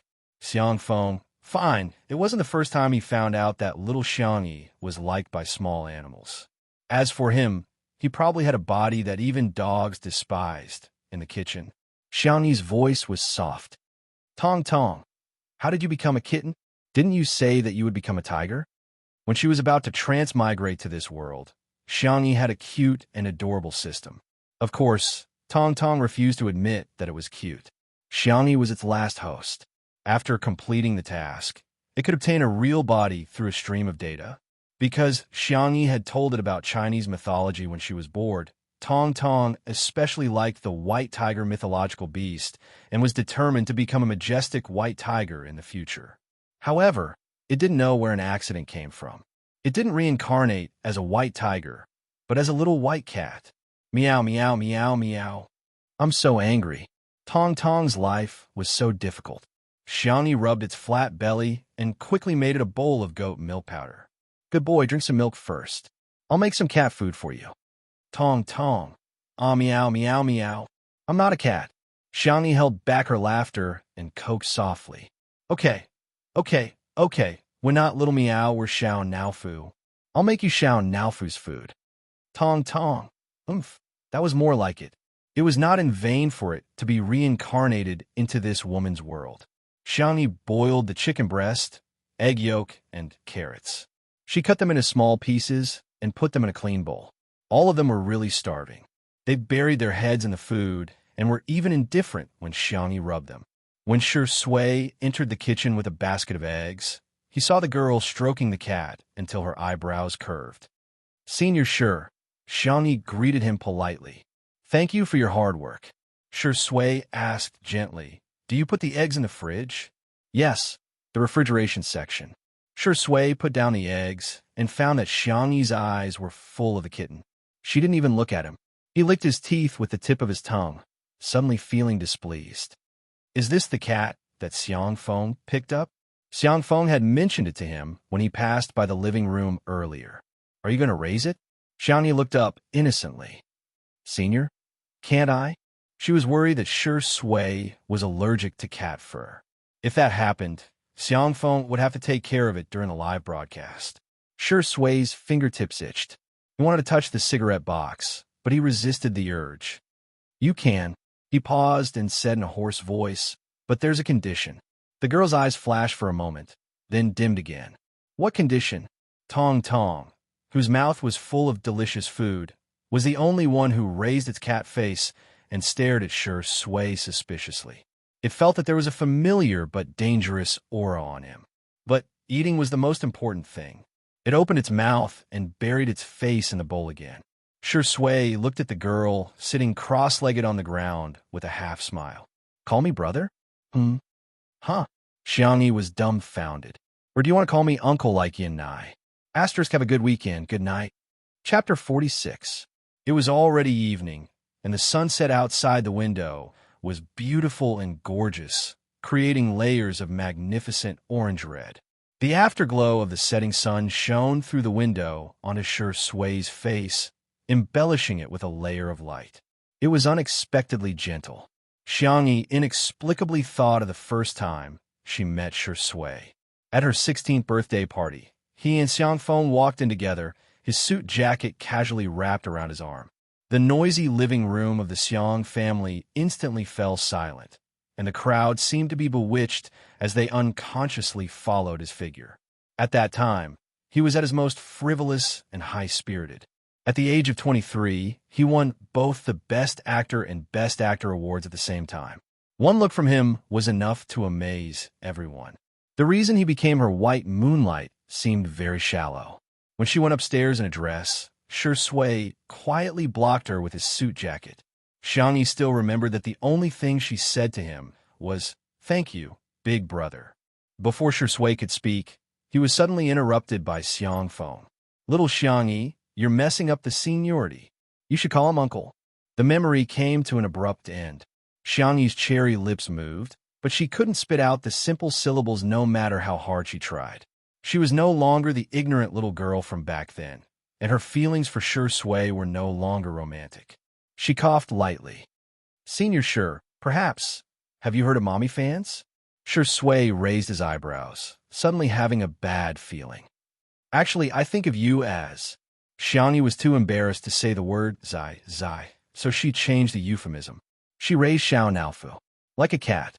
The little white cat, who had been disturbed from eating, looked fierce. "Already said that I'm not a cat. I'll meow." Shi Sui chuckled, leaned over, and rubbed Xiao Naofu's head. "Cat? It sounds pretty cute." Just then, Xiang Feng barged in. "Little Xiangyi, is there anything to eat? I'm so hungry." "Hey, Shi Sui, why are you still here?" Shi Sui said, "Watch the cat." "What's so nice about a cat?" "It's so ugly," Xiang Feng muttered. Xiangyi covered Tong Tong's two soft cat ears and said seriously, No, our Xiao Naofu can't hear anything." "You even named it?" "Yes, I want to raise it." Xiangyi suddenly thought of something, and her clear eyes fell on Shi Sui. "Senior, I'll raise him." Xiang Feng. Don't call me senior, call me uncle. He's of the same generation as me."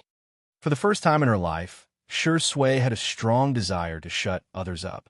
Xiang Feng. No, he's older than me. Should you call him uncle or grandpa?" Shi Sui. A certain film emperor was expressionless as he made a mental note of Feng Feng of the Xiang family. Xiang family's Feng Feng, expert at ruining the atmosphere plus stumbling block in the relationship between the male and female leads. Chapter 47. On Weibo. After all, it was the first live-stream variety show in the country, and it was also Shi Sui's first variety show. Hence, the discussion about two under one roof continued to be high. There were several related terms on the hot search list. Hashtag Shi Sui's variety show, hashtag Shi Sui's white shirt, hashtag Yanai is too cute, hashtag more crayfish takeout orders explode, hashtag. The netizens urged Shi Sui's official Weibo account to continue with the live stream. The bored netizens began to dig into the outfits, recipes, and even the cutlery in the kitchen of Two Under One Roof was of the same style. Shi Sui is indeed a man doted on by luxury brands. His clothes and shoes are all the latest fashion from a show sponsored by the brand. And even his watch is a private high-end gift from a certain brand. There's only one in the world. No way, you guys are way too fast. The sports bag that Shi Sui was carrying was actually taken off the shelves? Damn it, who said that the production team of Two Under One Roof is poor? Let's not talk about how much that immortal venue costs. Do you know what the cutlery in the kitchen is? It's the Misty Rain series of Shizhou porcelain. A set of plates alone costs thousands of yuan. I'm a graduate student in the field of cultural relics and museums.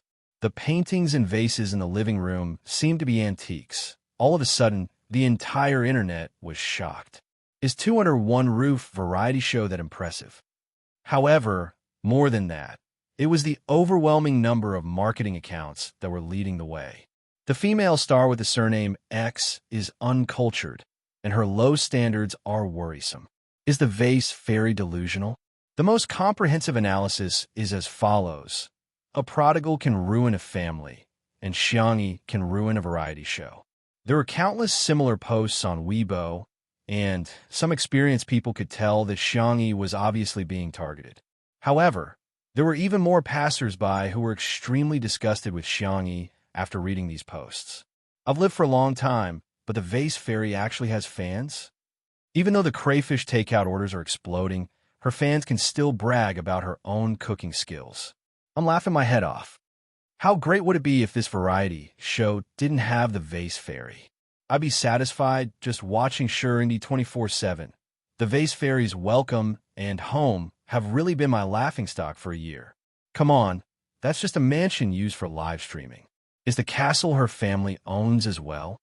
If there's an award for the most idiotic actress in the entertainment industry, it'll definitely go to the Xiang actress. I'm not watching anymore. I'm just going to watch Heartbeat tomorrow. That's right, isn't Heartbeat? As three pairs of handsome men and beautiful women in love? Who wants to watch a retirement variety show like Two Under One Roof? Muyao TV. The PR department sent a summary of the latest public opinion online to Director Chun, the director of Heartbeat. Director Chun smiled in satisfaction when he saw that the netizens had expressed their desire to watch Heartbeat instead of Two Under One Roof. If Li Jinyu wanted to compete with them in manipulating public opinion, he was still too inexperienced. They had already made full preparations. Drawing on the experience of today's Two Under One Roof, they would directly open up 7 live streaming rooms tomorrow, each of which would be connected to the other. When the time came, they would create a popularity ranking to attract fans to compete and spend money. He believed that Heartbeat would become one of the most profitable variety shows on Muyao TV this year. As for Two Under One Roof, everyone was only watching it for Shi Sui now. After a few days, when they got tired of it, wouldn't they all come to watch Heartbeat? Director Chun, the signal for Two Under One Roof has been restored. They've informed us that the live stream is about to begin. An assistant came forward to report, trembling with fear. Director Chun said, disdainfully, adjusting the equipment and cutting the signal. Which audience member can stand such torment? The number of viewers must have dropped by a lot. The assistant, Director Chun, no. The number of viewers has increased. Director Chun, what happened to not watching it? Chapter 48. The third live stream of Two Under One Roof in a day began. The scene started with stewed chicken. The camera first gave a close-up shot of the pickled chicken, and Li Jinyu's stifled laughter was heard by the audience through the sound recording device. This is Xiao Huang from our chicken coop. Cause of death, too fat. It passed away peacefully. Let's remember it. Thank you, Director Yin. You've worked hard. Sure enough, the knife never gets old. The live comments. First blood. Those who are talking about first blood. Have you forgotten about the crayfish at noon? Crayfish, do you still remember that year when it rained apricot flowers? It was a mistake after all. Wait a minute. Is this a romance variety show or a food variety show? Although everyone was confused, they were still watching the live stream with great interest. Some of them even treated it like a mukbang live stream. They either yelled out, "Mom, I want to eat stewed chicken tonight," or open a takeout app to order a good meal for themselves. The camera then turned and landed on Yin Nai, who was cooking a pot. The young man was trying his best to start the fire. He pouted his soft lips and blew on it, instantly striking the hearts of countless fans. "Oh my God, he's so cute. Brother, stop blowing on the fire. Come kiss me." "Ah, he's not a fireman, he's a fire boy. Are you trying to make me laugh to death so you can inherit my takeout business?" Yin Jinhua wasn't idle either. A famous director was actually peeling garlic. He hummed a little tune and happily peeled the garlic. He even said to the camera in a serious manner, "Men have to have something to live for. They can't be lazy men. Lazy men will get beaten up by their mother-in-law." The live comments. As expected of a cultured person, his sarcasm is amazing. Director Yin is so cute. He's so humorous and funny. Why don't the Yin father and son team up and debut together? Ha ha. Ah, he's here. He's here. Shurindi is here. Wait, what the hell is he holding in his hand? Chopping board? Vase Fairy is holding a kitchen knife? What should I do? I'm starting to pinch my thigh. How can these two walk out of Fashion Week with a chopping board and a kitchen knife? I actually feel like the two of them are a little CP. Get lost, get lost. I refuse to form a CP. Take away Shurindi. We won't date you. Sure Sui was indeed holding a chopping board for cutting vegetables. The original chopping board in the small kitchen was too small, so he helped Xiangyi get the chopping board from the big kitchen. Xiangyi took a kitchen knife and some seasonings. She raised the knife in her hand and cut the whole chicken into pieces. Peel and slice the garlic and ginger. Chop the scallions and chili. After lighting the fire, remove the oil from a wok and add the scallions, ginger, garlic, green peppers, red peppers, and a secret chili powder. The fire in the wok was strong, and in the blink of an eye, a fragrant aroma wafted out. The chicken pieces exuded a sizzling grease. Under the high-definition lens, the viewers were about to drool. After stir-frying, add in the seasonings and simmer them with water. Xiangyi had also prepared a sumptuous array of side dishes, such as shiitake mushrooms, bean sprouts, potatoes, bamboo shoots, dried beans, and so on. She put them in at the most appropriate time.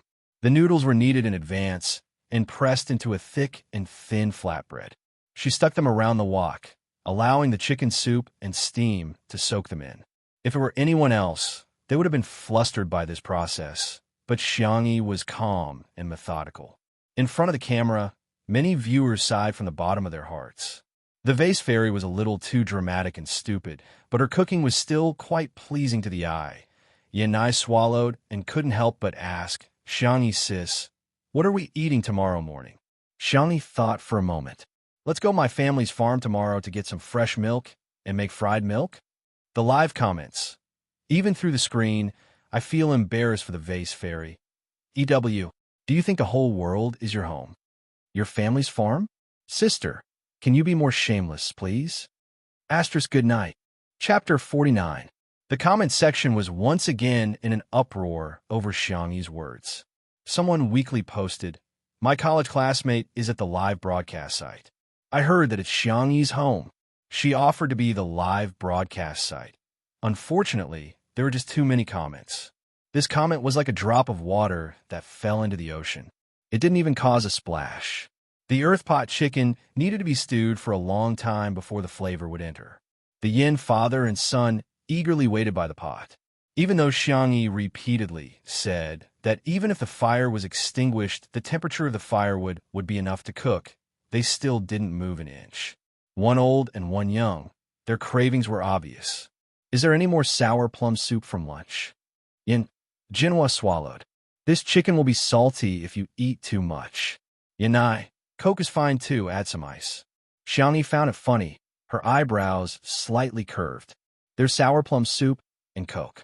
There's also some plum wine I brewed before. Director Yin, would you like to try it? Yin Jinhua's eyes lit up. You know how to brew wine? Then we're in for a treat. Not really. Plum wine is quite simple to brew. Xiaomi modestly said and got up to get the wine. Tong tong. Xiao Naofu had already taken a bath and dried its fur. It had transformed into a soft and adorable kitten, walking lazily as if it was patrolling its territory. As soon as it entered the scene, its cuteness attracted many viewers. Li Jinyu acted as a narrator and explained, "This is the cat we picked up this afternoon. Its name is Xiao Naofu. Ah, it's a kitten. I want to rule it. Such a cute cat. I can sit 10 of them to death. Baby, what color of sack do you like? Where can I pick up this cat?" Waiting online, urgent. The photographer generously took a few close-up shots of Xiao Naofu. The proud and arrogant cat walked around on its short legs and stopped at Shui's feet. Meow. Xiao Naofu looked up curiously, feeling that there was a familiar aura on Shui's body. Could it be that he was also a fast transmigrator? Impossible. Before it was reincarnated, it had looked up information about this world. Xiangyi was the only fast transmigrator. Ah, I didn't expect this. My head hurts. Shui lowered her peach blossom eyes, picked up the back of Xiao Naofu's neck, and gently stroked it a few times. The man and the cat looked at each other. The scene was beautiful and harmonious. Ah, I want to be held in the palm of my brother's hand too. I'm planting lemons online. I'm dying of jealousy. I'm not as good as a cat. Shuringdi is too gentle. What a perfect man. My hand fetish is about to have a nosebleed. Xiao Naofu was enjoying this human service when it heard the sound of footsteps. Its cat ears twitched, and it suddenly cried out, "Meow, meow, meow." Xiangyi heard its cry and hurried over. She put down the tray of drinks, took Xiao Naofu from Shui, and stared at him warily. Xiao Naofu snuggled in her arms and whined in a coquettish voice, as if it had suffered a great grievance. Xiangyi took 2 steps back with it in her arms. "Senior, don't bully it." Shui raised her eyebrows. A thought popped up in his mind. It's just a cat. How can it be more important than me? In the live stream, is this the legendary green tea cat? Is it an illusion? Xiao Naofu seems to be competing for favor. Why do I see a trace of grievance in Shuringdi's eyes? Shui's thin lips moved, wanting to explain, but Xiao Naofu meowed again. Xiangyi softly coaxed. "Be good. I'll take you to see the new cat bed, okay?" Xiao Naofu. Meow, Shui. Very good. The case was solved. He really wasn't as important as a cat. Chapter 50. The cat bed was delivered by Xiang Phone. It was a red ingot shape, fluffy and soft. Xiao Naofu jumped into it and couldn't help but roll around happily. It seemed that Xiangyi doted on it quite a bit. As for that man, with peach blossom eyes, don't think he can steal Xiangyi's love just because he's good-looking. However, why does he have that familiar scent? I'll have to find out when I have the chance. Under the expectant gazes of Yin father and son, dinner was finally served. Yin Jinhua personally scooped out the dishes and found the largest basin in the kitchen. The netizens watching the live comments exclaimed that the famous director was so down-to-earth. He took out a few pancakes and left the rest in the pot to keep warm. The side dishes were a few exquisite side dishes, including Xiangyi's fresh salad, pickled pickles, and pickle radishes. Okay, let's eat then. Yin Jinhua shamelessly picked up a piece of chicken for himself. The chicken was a free-range chicken, and its meat was firm and delicious. Stewing it in the pot made it even more delicious. Apart from chili, there were no other seasonings, which highlighted the freshness of the dish. He then took a sip of plum wine. The wine was strong and fruity, mixed with a sweet and refreshing taste. It was simply amazing.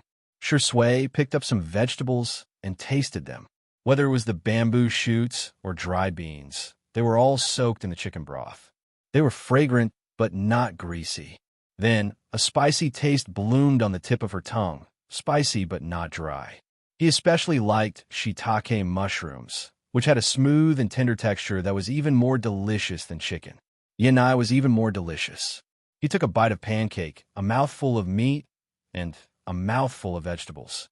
As he ate, he even learned to tear the pancake apart and stuff it with meat and vegetables, imitating Ruggiamo. This is a F** King food show. Smile, smile, I'm going crazy. I'm eating when I'm about to cook, and I'm eating when I'm eating. My stomach is round. Are you fighting? Are you arguing? Are you in love? Why are there no elements? You only know how to eat. Forget it, I'm going to cook some instant noodles too. The program team was surprised to find that as long as it was mealtime, the comments in the comment section would be surprisingly harmonious. Even Xiangyi was rarely scolded. Li Jinyu's expression changed from absent-mindedness to sudden realization. Damn, he finally understood the real reason why Father Shi recommended Xiangyi. What love? It doesn't exist. It was all for a mouthful of food. Also, Xiangyi's cooking skills were really good. Perhaps she could use this to clear her name. Not to mention gaining fans, it shouldn't be a problem to reduce the number of haters. Everyone's attention was on the dining table. Only the people in Xiangyi's live broadcast room noticed that she didn't eat at the table. Instead, she scooped up a bowl of ground pot chicken. The side dishes were also placed on a small plate and placed on a tray. Someone curiously asked in the bullet screen, "Is it for the manager again?" However, while Xiangyi was walking towards the villa, the cameraman stopped outside. "Everyone, are you giving it to your manager? Why can't we film it?" It definitely doesn't matter if the manager is on camera, but if it's someone else, they probably won't take random photos.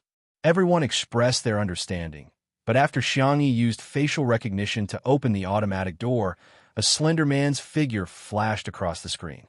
"Everyone, her manager isn't that tall. He's not her manager. Isn't the vase fairy desperately trying to seduce Shurindi? But why is she delivering food to another man behind Shurindi's back? I have a bold idea. Could it be that she's a sugar daddy?" Chapter 51. One of the unsolved mysteries in the world was probably the speed at which rumors spread. Soon, Xiangyi's live stream was filled with countless onlookers. "Where's Sugar Daddy? Aya, why is it so dark? Didn't they say the vase fairy was meeting a wild man on a variety show? She's so sneaky. There's definitely something wrong. This fickle woman. She can't even carry our Shurindi's shoes. Sister E is just delivering food. You guys keep talking about Sugar Daddy. Are you guys crazy trying to find a sugar daddy? Hee, sorry, our sister E is beautiful on her own, but your Shurindi is enjoying every meal.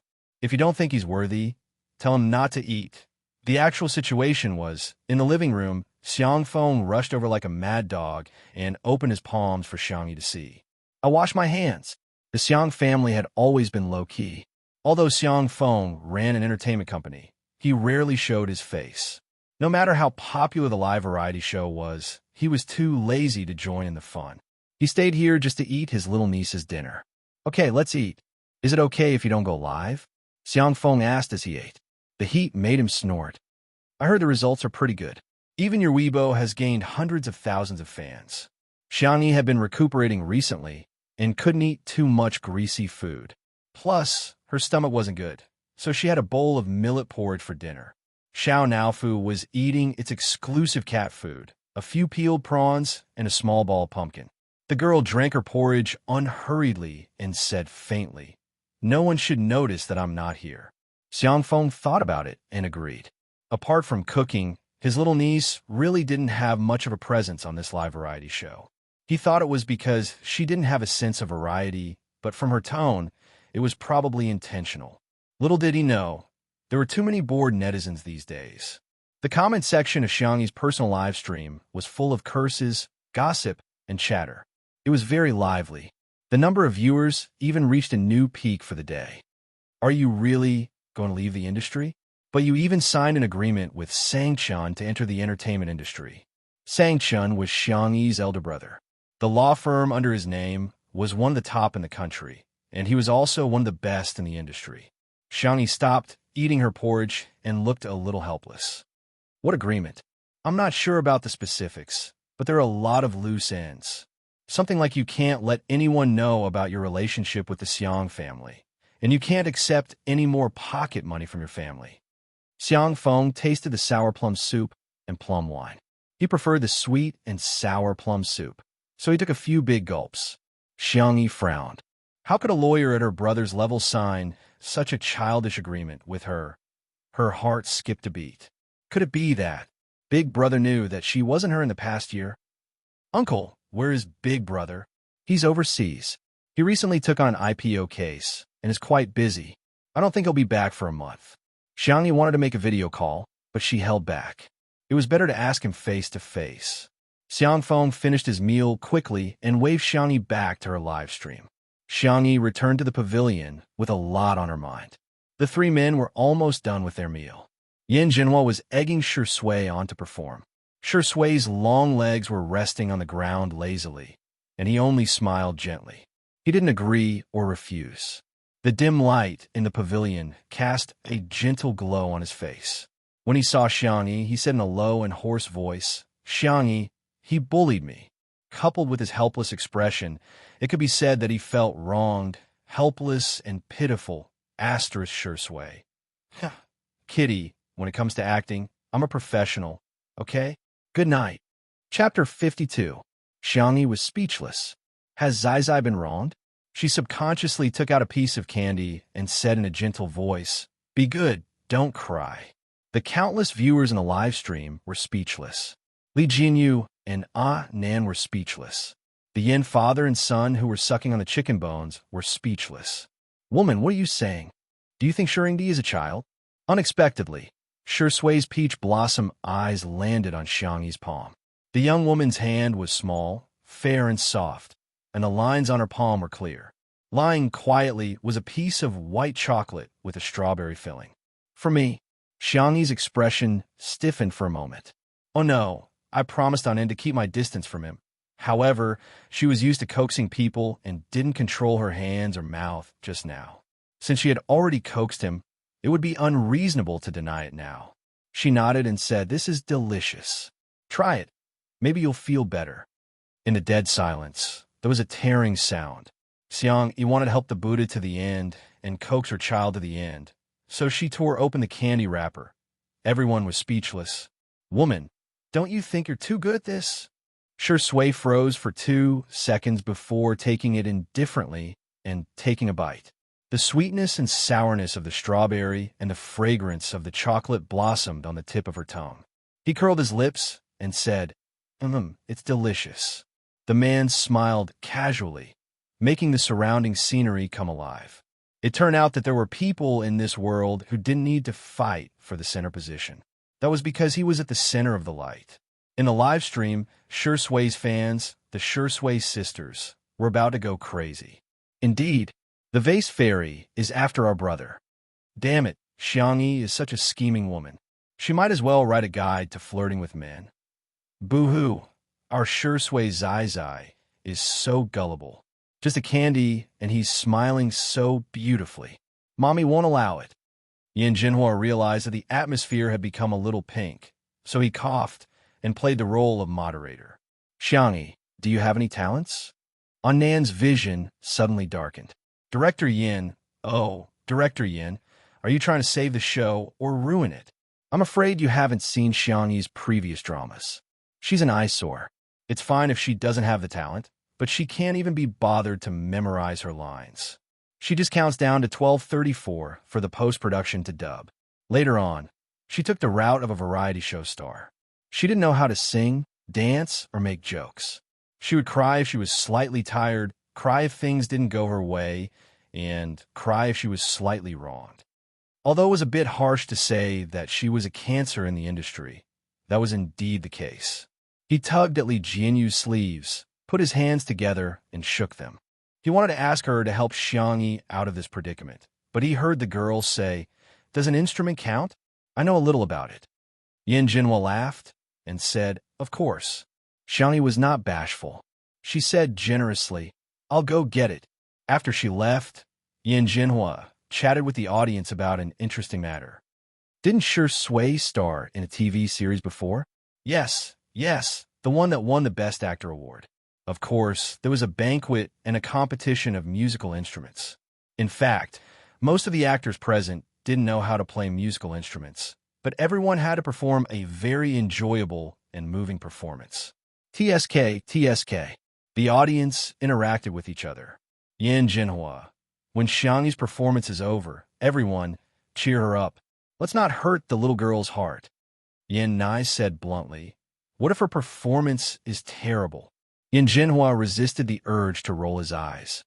How'd I give birth to such a straight son? When I was your age, the love letters I wrote to your mother were half a meter tall. Chapter 53. Yin Jinhua gritted his teeth. Just remember this. Xiangyi's performance is the best in the world. Remember to compliment her more later. Yin Nai scratched his head. How should I compliment her? Just forcefully compliment her? Sure, Sui. I suggest you turn off the mic instantly. Little brother, you won't be able to find a girlfriend if you continue like this. 23,333. Ahahaha. I'm dying of laughter. So Sure Sui, is this fun to play with? Director Yan's expression now looks like this emoji pack. I can't watch anymore. JPG. While they were talking, Xiangyi returned with a musical instrument. At first glance, the instrument looked a bit like an eru. It had a head, a neck, and a body. The red wooden neck looked antique and charming. The people who hated Xiangyi in the live stream quickly rushed to comment. I thought it was awesome. That's it. What kind of crude thing is this? Is this toxic? Isn't this the shamisen from our nation? As expected of the vase fairy, she can't do anything. She's number one in worshipping foreign things. This looks so difficult. Doesn't she know her own standards? She could have just played the harmonica or played the thumb harp. Why did she have to do such a fancy thing? The next second, Yin Jinhua exclaimed, is this a Sanxian? After work, he liked to go to a tea house to listen to opera. The instrument looked very familiar, but he wasn't 100% sure. Xiangyi nodded. Do you have a song you want to listen to? Yin Jinhua usually listened to a lot of songs, but he really couldn't think of a name. He smiled and said, whatever, you can improvise. I'll embarrass myself. As soon as she finished speaking, the girl's slender fingers landed on the strings.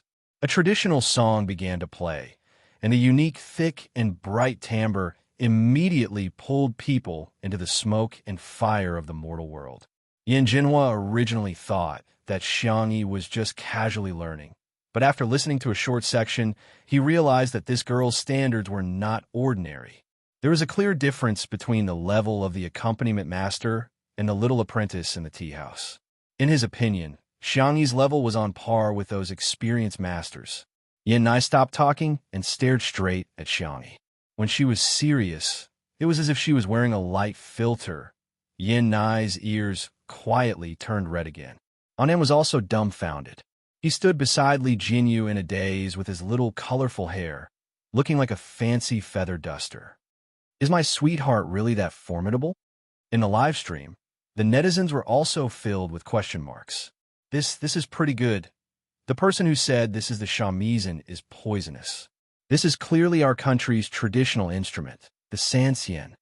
1,000 days for the pipa, 100 days for the zither, and half a lifetime for the sanxian. The sanxian is really difficult to learn. My little sister is really something. CK. I was watching a live stream in the yard when the vase fairy started playing. My grandparents didn't even watch the weather forecast and ran out to listen. They said the little girl played very well. She's so good.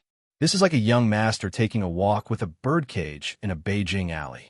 When he's tired, he sits on a rocking chair under the shade of a tree to play with the birds and drink tea, using sound to convey the scenery, using music to move people. You guys keep calling her a vase fairy, but she's clearly a treasure girl. I'm a fan now. The netizens who had attacked Xiangyi at the beginning all had expressions that were more interesting than the one before. This was indeed a large-scale face-slapping scene. However, Xiangyi wasn't slapping her own face, but the frogs at the bottom of the well.